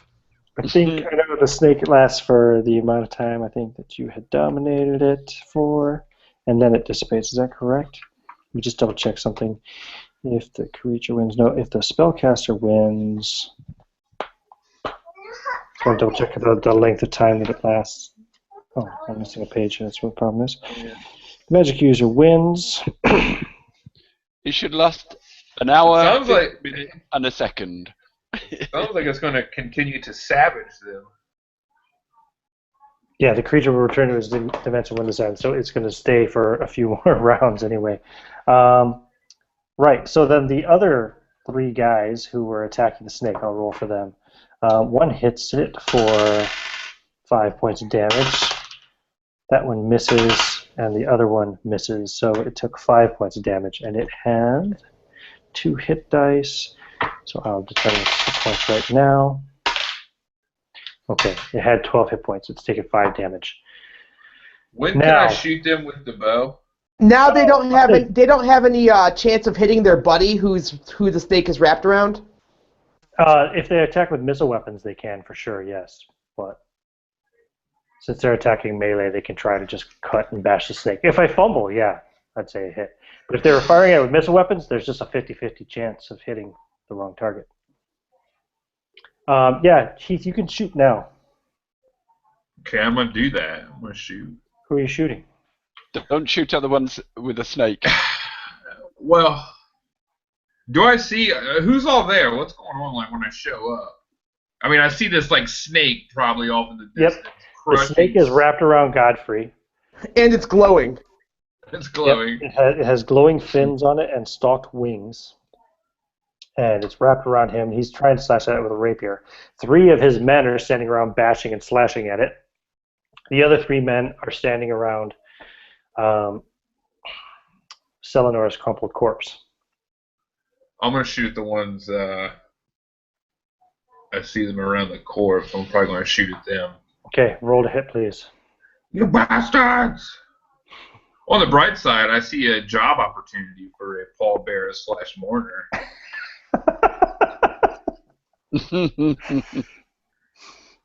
So 19.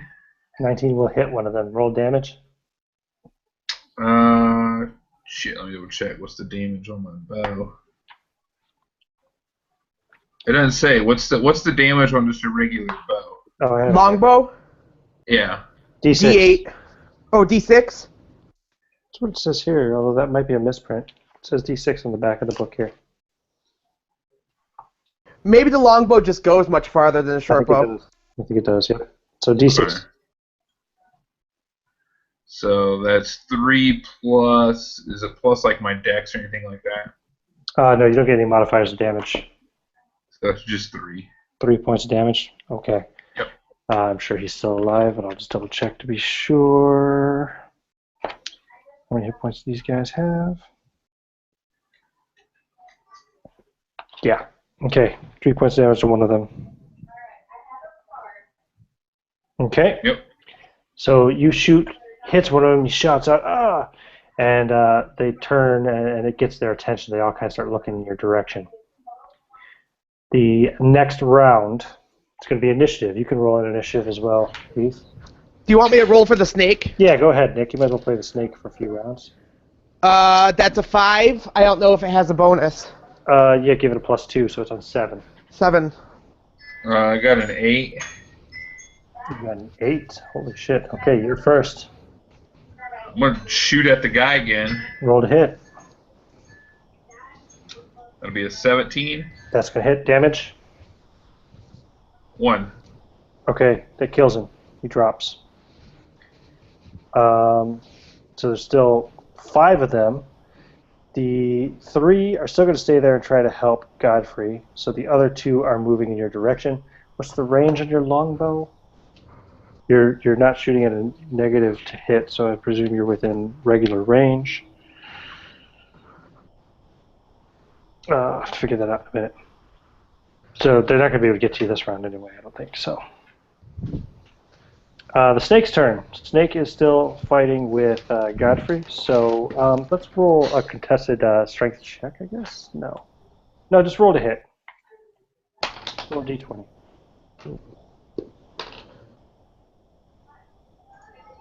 14 plus whatever the snake has.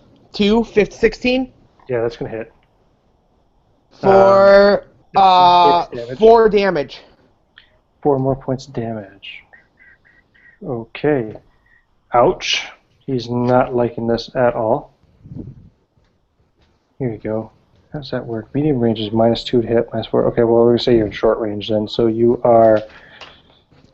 Oh, yeah, you're only 50 feet away. Okay. So if you're 50 feet away, they can charge up to you this round.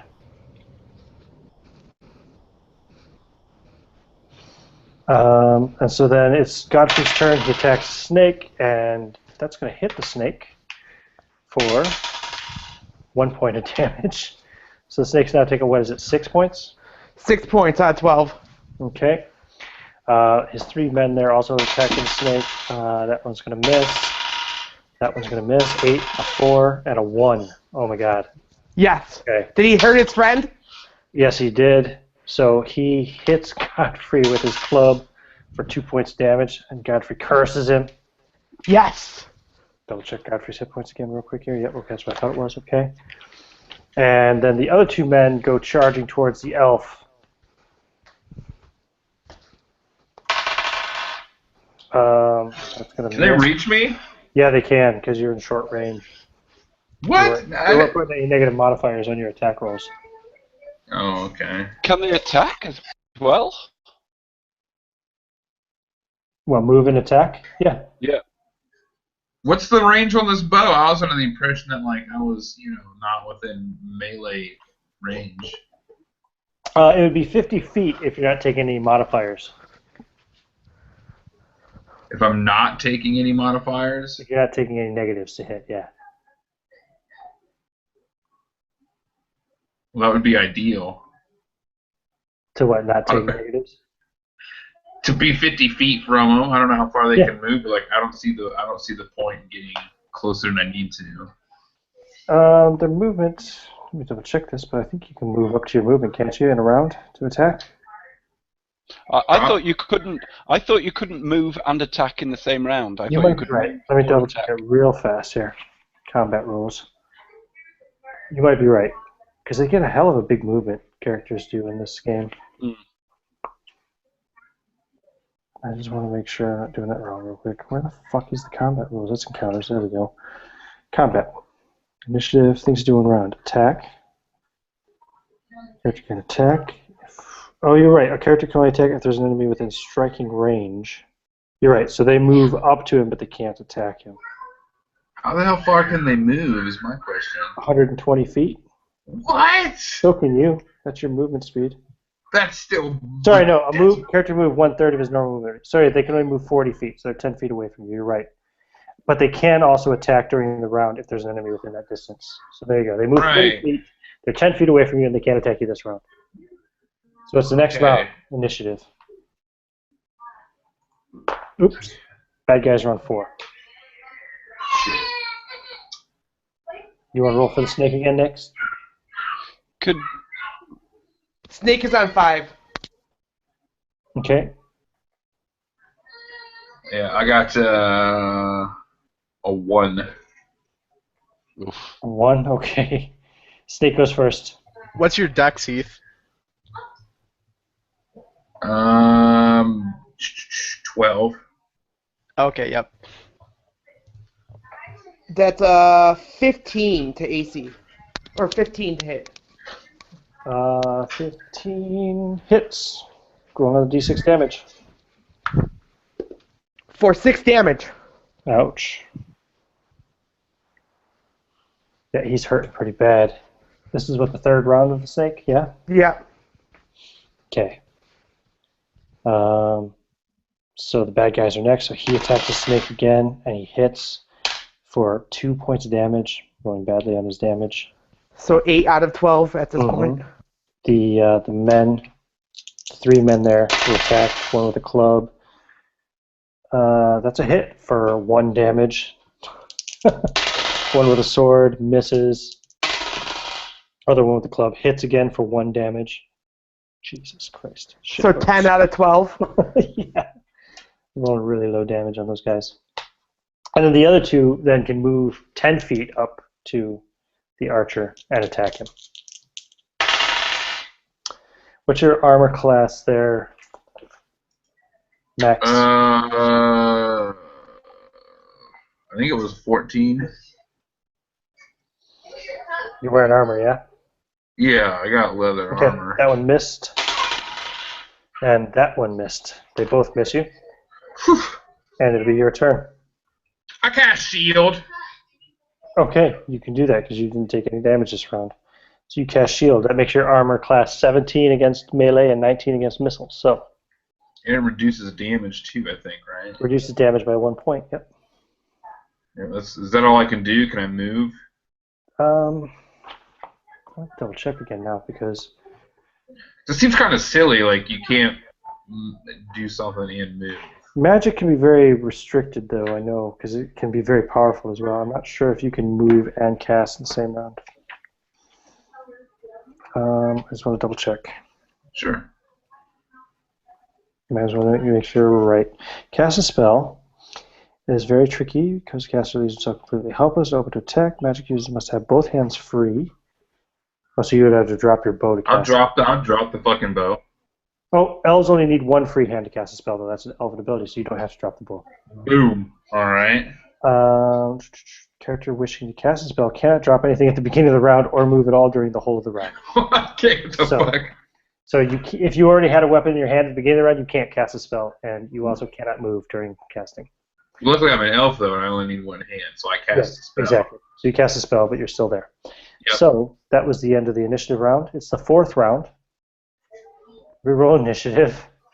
I guess You're kind of poor. Vivaldi and Redemption are in the farmer's house. You know, with the nurse would be there now, and she's probably.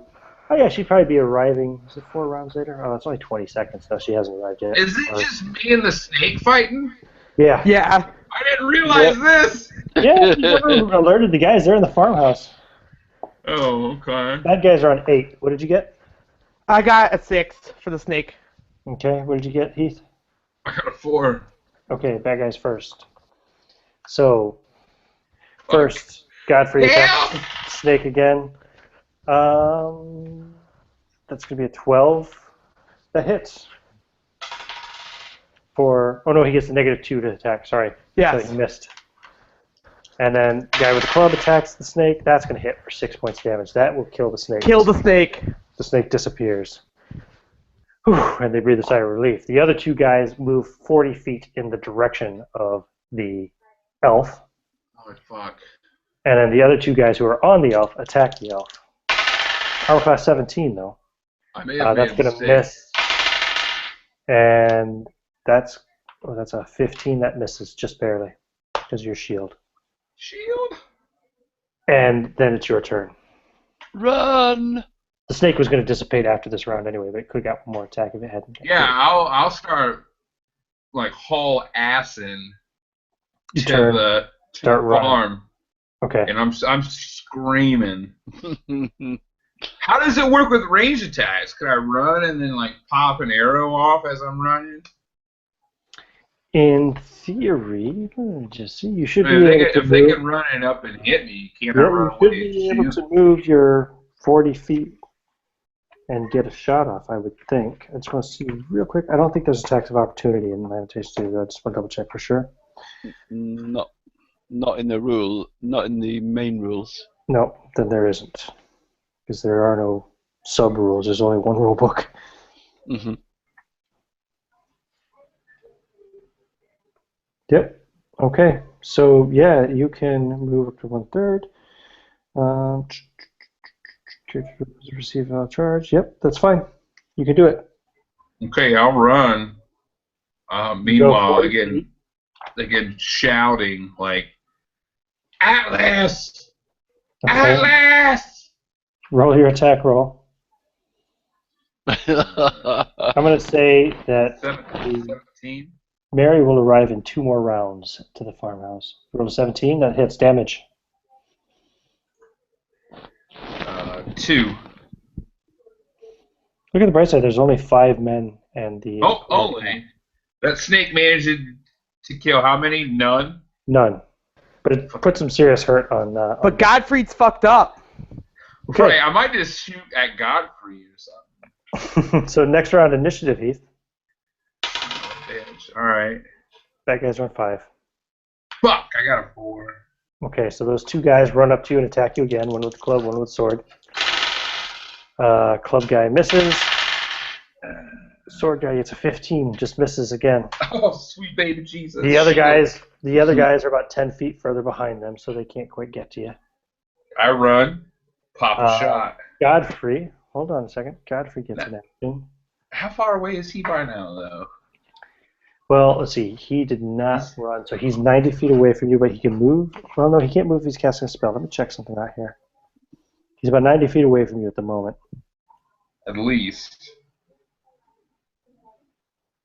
Let me check the range on this spell real quick. I'm sure it's less than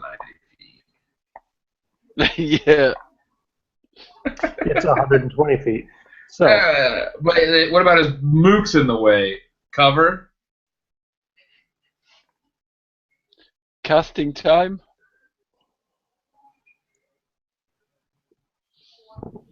let's see here. Monsters with magical ability. All magical items within the area of effect are disenchanted. Oh, is there no saving throw? There must be a saving throw. Nope, there's no saving throw. He casts spell magic, and you feel your shield dissipate. Fuck!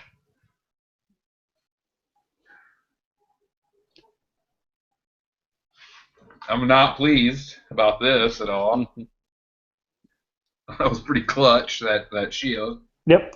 Okay. So then it's your turn. I run. How far? If I just want to move further than whatever the movement is, like a what do you call it? like a full blown sprint at this point. A charge. Not a charge, but I know what you're talking about. A dash type thing. Yeah. Let's just see here real quick. Pursuit. That's pursuit. What about, I'm just looking for a dash maneuver if there is one.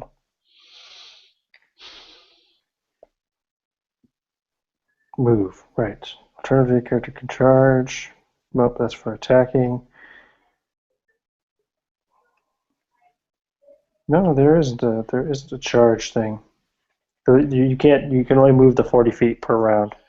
All right, yeah, I'll move the 40 feet and then try to shoot. You can also, if you want, you can try this pursuit thing, which for pursuit, when one character or party is running from another, it's not merely a matter of movement rate which decides the outcome. Otherwise, both sides in pursuit roll. Wait, unless the chase is over open territory. Ah, it is. Okay, sorry. So yeah, so you go 40 feet and shoot.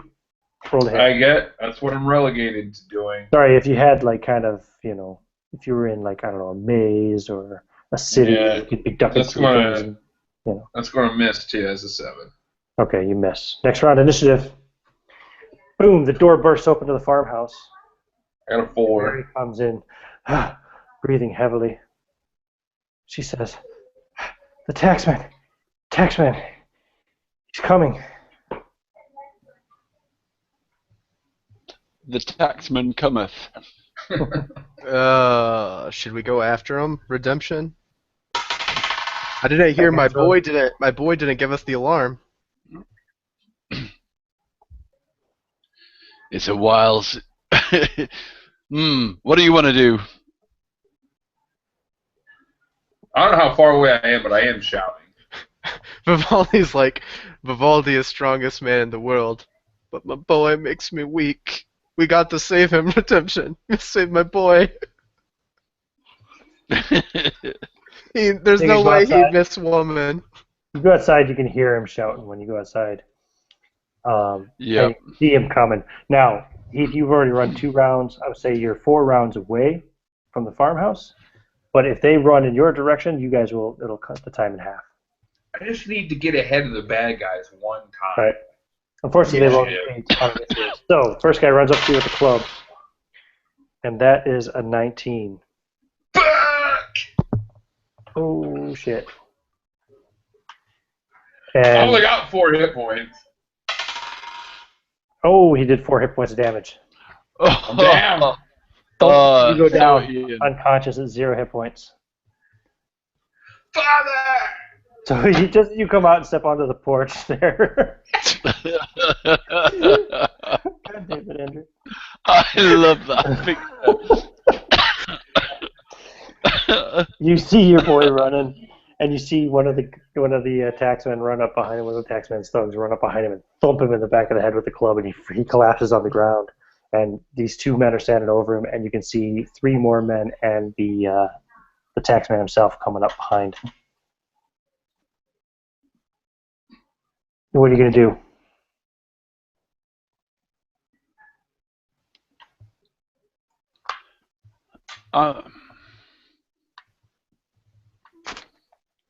I'm going to start strolling in their direction, pulling out 2 guns. They're about 160 feet away. Okay.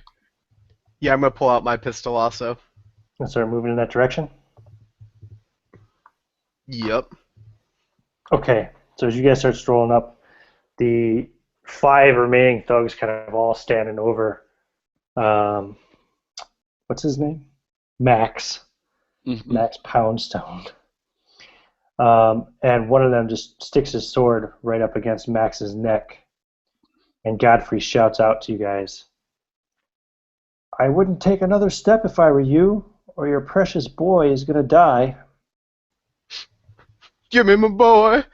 Get him to me! And I fall down on my knees. What are you doing, Redemption? I'll just wait and see what the dwarf You does. stop and watch. Yeah. Now, I'll make an exchange. You give us the girl, and we'll leave your boy here. All right. By Redemption. Come into the house and we'll get the girl. And No, we're not going anywhere. No, I Oh, okay. Sorry. I thought that was So- your character voice. Sorry. So, it is in character, but it's to the dwarf. It's to Beethoven or whatever his name is. I'll get up and Come on, piano tuner. Let's get in the house. don't you harm a golden hair on that boy's head. I'll cut his throat if you don't bring that girl out here in 30 seconds. Right. As soon as we're in the house, I get her cloak, throw it over Vivaldi, and put Vivaldi on my shoulder and carry Vivaldi out, patting her on the back. So when I'm on his shoulder, this is never gonna work. Trust me, I say, putting a couple of pistols in his hands. Are you using my polearm as a walking stick too? I take it. No, I think they might see through that one, so I'll have to leave the polearm. Oh my god, I'm a dead man. Okay. Come on, Gil, don't be scared. roll a And you- check, please. I want to do a deception as the girl. I want to go. Oh, in that case, in Vivaldi, you roll a charisma for me. Go on. Nope, I horribly failed. Failed by 9. Now, in that case, I want you to make yours at a -4 redemption on your charisma. Here's what it sounded like, Ian.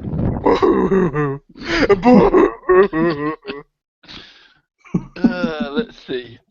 What's your charisma? 9, You so... need to roll 5 or lower to succeed. No. Yeah, no. Says, you think I'm a fucking idiot? He said, put the dwarf down and send the girl out, or I take the boy's head out of principle. I think he means business redemption. We better go get the girl for real.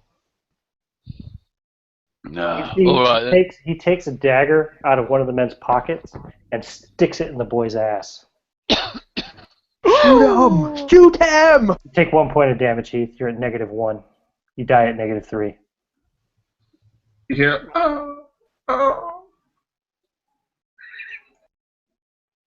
I shoot the man. You shoot? Yeah, fuck it. Yeah, I'll 160 feet. What's the range on that? Oh no! We're Oh, 160 feet. Yeah. Alright, yeah, never mind. That's way too far. Yeah, you Yeah, can't. You not have shooting. pistols, right? Your range is only 100 feet.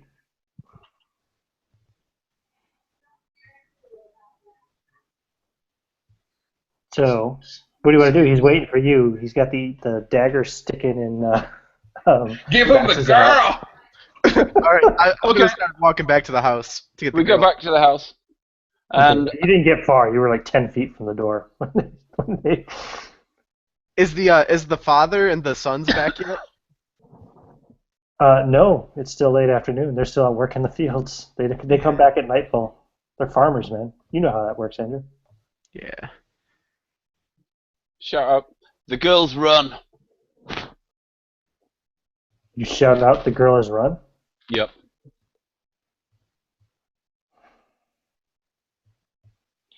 Well, that puts us at an unfortunate impasse, doesn't it? We'll help you. Don't kill the boy. We'll help you. Kill the boy. We take the house by force. And you see the thug with the sword draws it across Max's neck. Blood sprays out. His head like hangs off to the side like a Pez dispenser. It's in Oh, slow motion. I so wanted the dwarf as the girl. They could spot it, that it was a dwarf and not a girl from 160 feet. He was weeping like a man. I see the red just run across his throat. And I go, "Ah, my boy, my boy!" And they hear this this howl. They start moving towards you. I'm gonna take my armor and fucking shred it and rip it off of my body. My leather armor don't fucking need it. And I throw it, and I turn. There's a table there, like a small table, and I fucking break it with my arm. And I start pulling shit off the wall and throwing it. What did you do in Redemption? Redemption climbs. What's the room like? You guys are standing on the porch, aren't you? Or are you going back in the house? I'm going back in the house. Okay, you go back in the house. getting as much cover as I can and It's a shooting. farmhouse. You tell me what you want it to be like then. I don't have a schematic for the farmhouse. I'm going hiding, just ducking behind the window. So I've got 3/4 cover or whatever it is, and I'm shooting at them as they come in a short distance, short range. Good. Oh, short range is what, 25 feet? 25 feet. Yep. Okay. Yep. I'm gonna shoot also with my pistol. Are you still standing out on the porch smashing stuff, or are you? I'm inside. I'll be inside because I have to go get my polearm. But I'll grab my polearm and my pistol, and walk over to a window and start just heaving, pointing the pistol out the window. Okay. Who are you shooting at? Fucking You know closest, like the first person that gets within range. You know, he's not stupid, so Godfrey's going to hang back and let the men go forward. And he is going to cast some magic. Yeah, he can cast those spells to buff his men.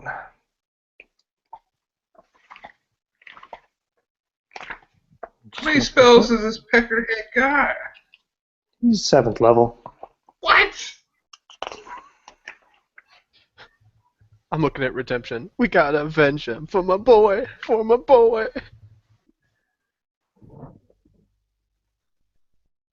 I left my barrels of gunpowder back in the inn. Okay, now he's going to hang back. Okay. So the men are moving forward. The 5 of them, roll your shots. Has he cast magic on them?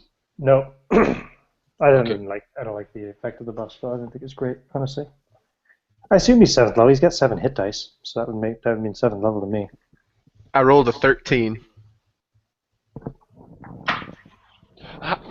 As they've walked forward, have 13 misses.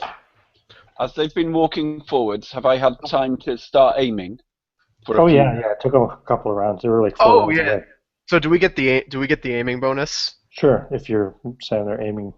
It'd be 15 then. Okay, that'll hit. And I didn't misfire. Right. What about you, Redemption? I'll just check my aim.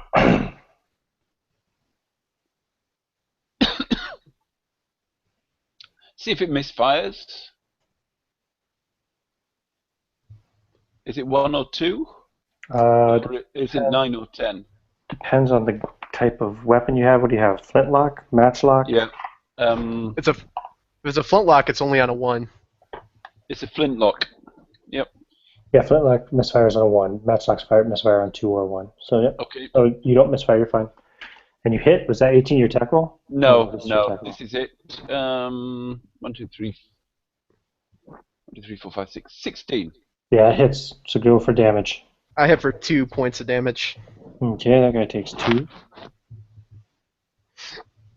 One of them should have like an arrow sticking out of 3. it. He does.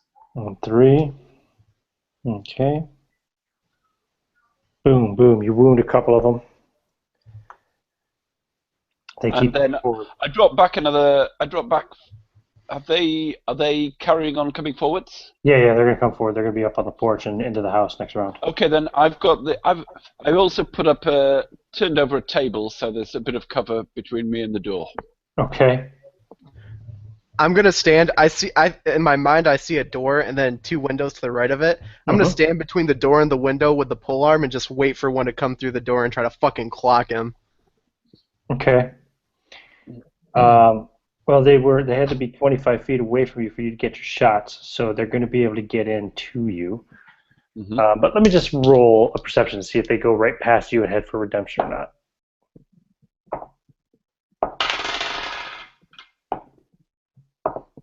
Okay. Wow.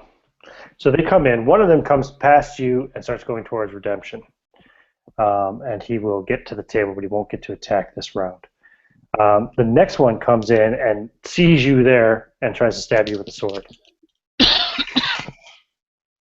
That's an 18. Oh yeah, that hits. 1 point of damage. And I give him I just snarl him. I go, yeah! When he comes through the door, trying to give him a fucking heart attack. And another one comes in and swings his club at you and misses. And then the other 2 will come into the room, but they can't get any attacks because there's 2 of them standing right in front of you with your back to the wall, And so they'll move kind of more around towards redemption. So it's the next round, and we can roll initiatives. 2. Oh yeah, 6 That maybe. guy's 4. Okay, you go first, Vivaldi. Yeah, the one that killed my boy! And I take it, and I just try to fucking hook his head with the top of the sai. Roll to hit. You son of a bitch! Oh, I got a 10. Okay. He blocks it with his sword. See, they were on 4, so I think they go next. What were you on? Redemption? 2. Yeah, okay, so they go next. So he says, and now I'm going to kill you with the same sword. He attacks you and misses. He's the same guy that stabbed you the last time. The other guy tries to club you, and he misses. And then the other 3 guys going for redemption. Yeah, so here we go. Sword. That is a 20, so that's going to hit. Stabs you for 5 points of damage. Ooh. The other 2 have clubs. That's a miss. And that's a miss. And it is Redemption's turn. Redemption. So You got 3 guys on you. Redemption swings at the one with the sword with his military pickaxe. Roll to hit. Oh, I think that's going to hit. Yeah, it's going to hit. His armor class is 14. They're just wearing leather armor. So, what's your damage? Let me just check. It is 6. Oh, that kills him. He is dead. You have 2 left on you. And it's next round initiative. That guy's on 4. I'm on 4 also. And I'm on. And Ironside is on. You got a lot of dice up there, my friend. 3. Okay. So the guy with the club attacks you, Andrew, and misses. And the guy with the sword, and you get your attack at the same time. He's going to try to slash you with the sword. You're trying to just hook him with your... He misses. Did you I roll rolled a 2. Oh, No, a 2. 2. Okay. A 2. I missed though. I don't have my critical charts with me anyway, so... he missed as well. It's a clusterfuck going on over there by the door. Redemption, 2 guys on you, both with clubs. That's 16. That hits you, doesn't it? Yep. So 2 points of damage. Mm-hmm. And that's a 19 Oh, shit. for 7 points of damage. 7? From a club? 7. Yeah, it's D8, says here, for his club. Okay, redemption's down. Oh! Redemption drops. Oh, shit. Alright, I'm going to shout to the men, Stop! Stop this bloodshed! He's got money! We'll pay! We'll pay a lot!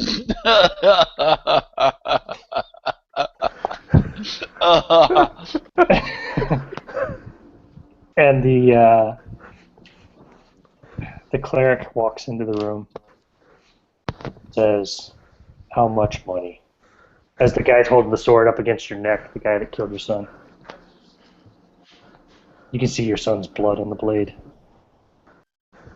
For both of our lives, 20,000 silver pieces. Deal. Oh. And tell us what the girl told you. Where's the book? Buried with the old man.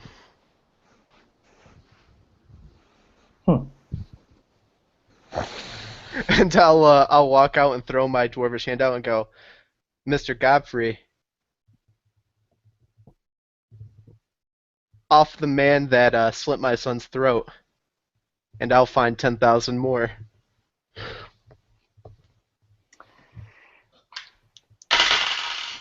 He pulls out his pistol and blows the man's head off. I'll spit on his corpse.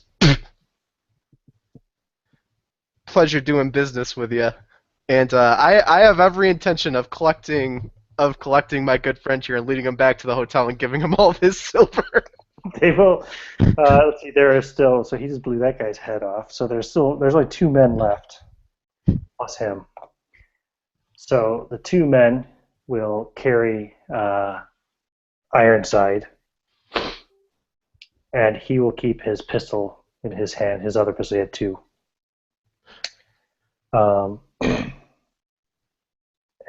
they walk you back to the Wheatsheaf Inn, I think it was called. Now it's on the 2nd floor. Is that where it's at? What's that? The rooms? Yeah. Yeah, sure. Why not? How narrow is the staircase? Probably about 1 dwarf wide. So when I get to the top of the stairs, I'm going to turn around and launch my attack, my treacherous attack. Okay. my treacherous betrayal of an attack. Roll initiative. Oh, I got an 8. I got 2.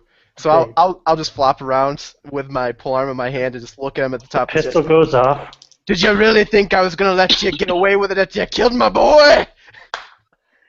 That's an 18. Oh yeah, that hits. 7 points of damage. I'm still standing, baby. Nice. He shoots you. What do you do? So I hold my hands up. It's fucking marinara sauce, and I just roar in a battle rage and scream murder, and dive down the stairs with my polearm at him. Okay. Roll to hit. 2.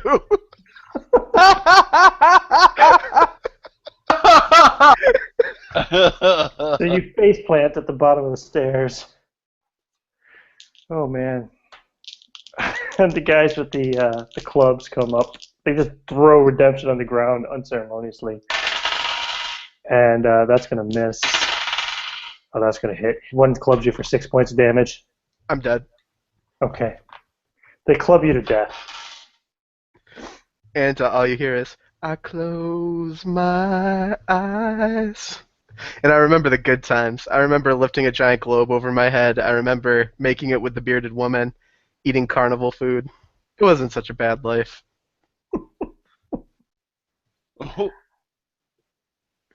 Right. So here's the thing.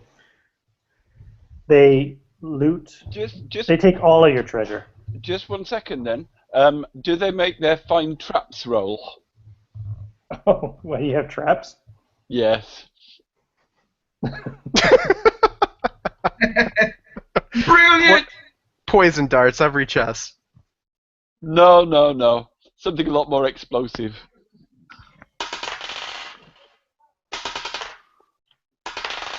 No, they don't make it.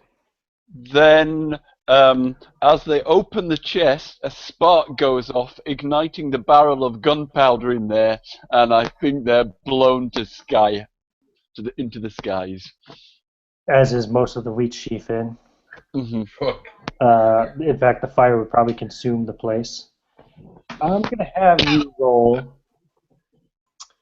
make a percentile roll, Caius, and hold on, before you do it, what's the percentage chance that somebody actually drags you out of the inn and doesn't just leave you in there to burn? What do you guys think? What's a fair percentage chance for him to be dragged to safety? 35. I'd say 100%. 100%. He's disqualified. Nick? I'd say probably about 35-40. I think the kindly innkeeper might drag him out. Let's go for 40. 40. That sounds good. 100%. Heath passed. Yeah. Oh! Do I have to get under or over? Under. You made it. Yes! Survivor! So when you come to the next day, you're being nursed back to health by Mary. Mm-hmm. Because they were cultists, by the way. Yeah, I kind of got an impression. You will eventually find out, from examining one of the bodies of one of the men who wasn't in the burned to the ground, that they all have a tattoo marking on their arms. And let me just see here the description of the tattoo. Anyway, it's they're members of the cult of the worm. Mm-hmm. So they have like a worm-like tattoo on, I think it's their left forearms. Yep, here you go. A serpentine tattoo spiraling around each of their left forearms. Rebecca is fine. The Neal family is fine. The Wheatsheaf Inn is a smoldering ruin. All of your treasure, all of your goods are destroyed, except for your cart, maybe. All of your friends are once again dead, except for that strange girl you saw at the funeral. She never came back. You're not sure where she went. What else is there to say? Let's see. Yeah. Oh, and of course, your friend James' grave is undisturbed, since all of the cultists died in the fire. They didn't get a chance to go and dig up the grave to try and find the book.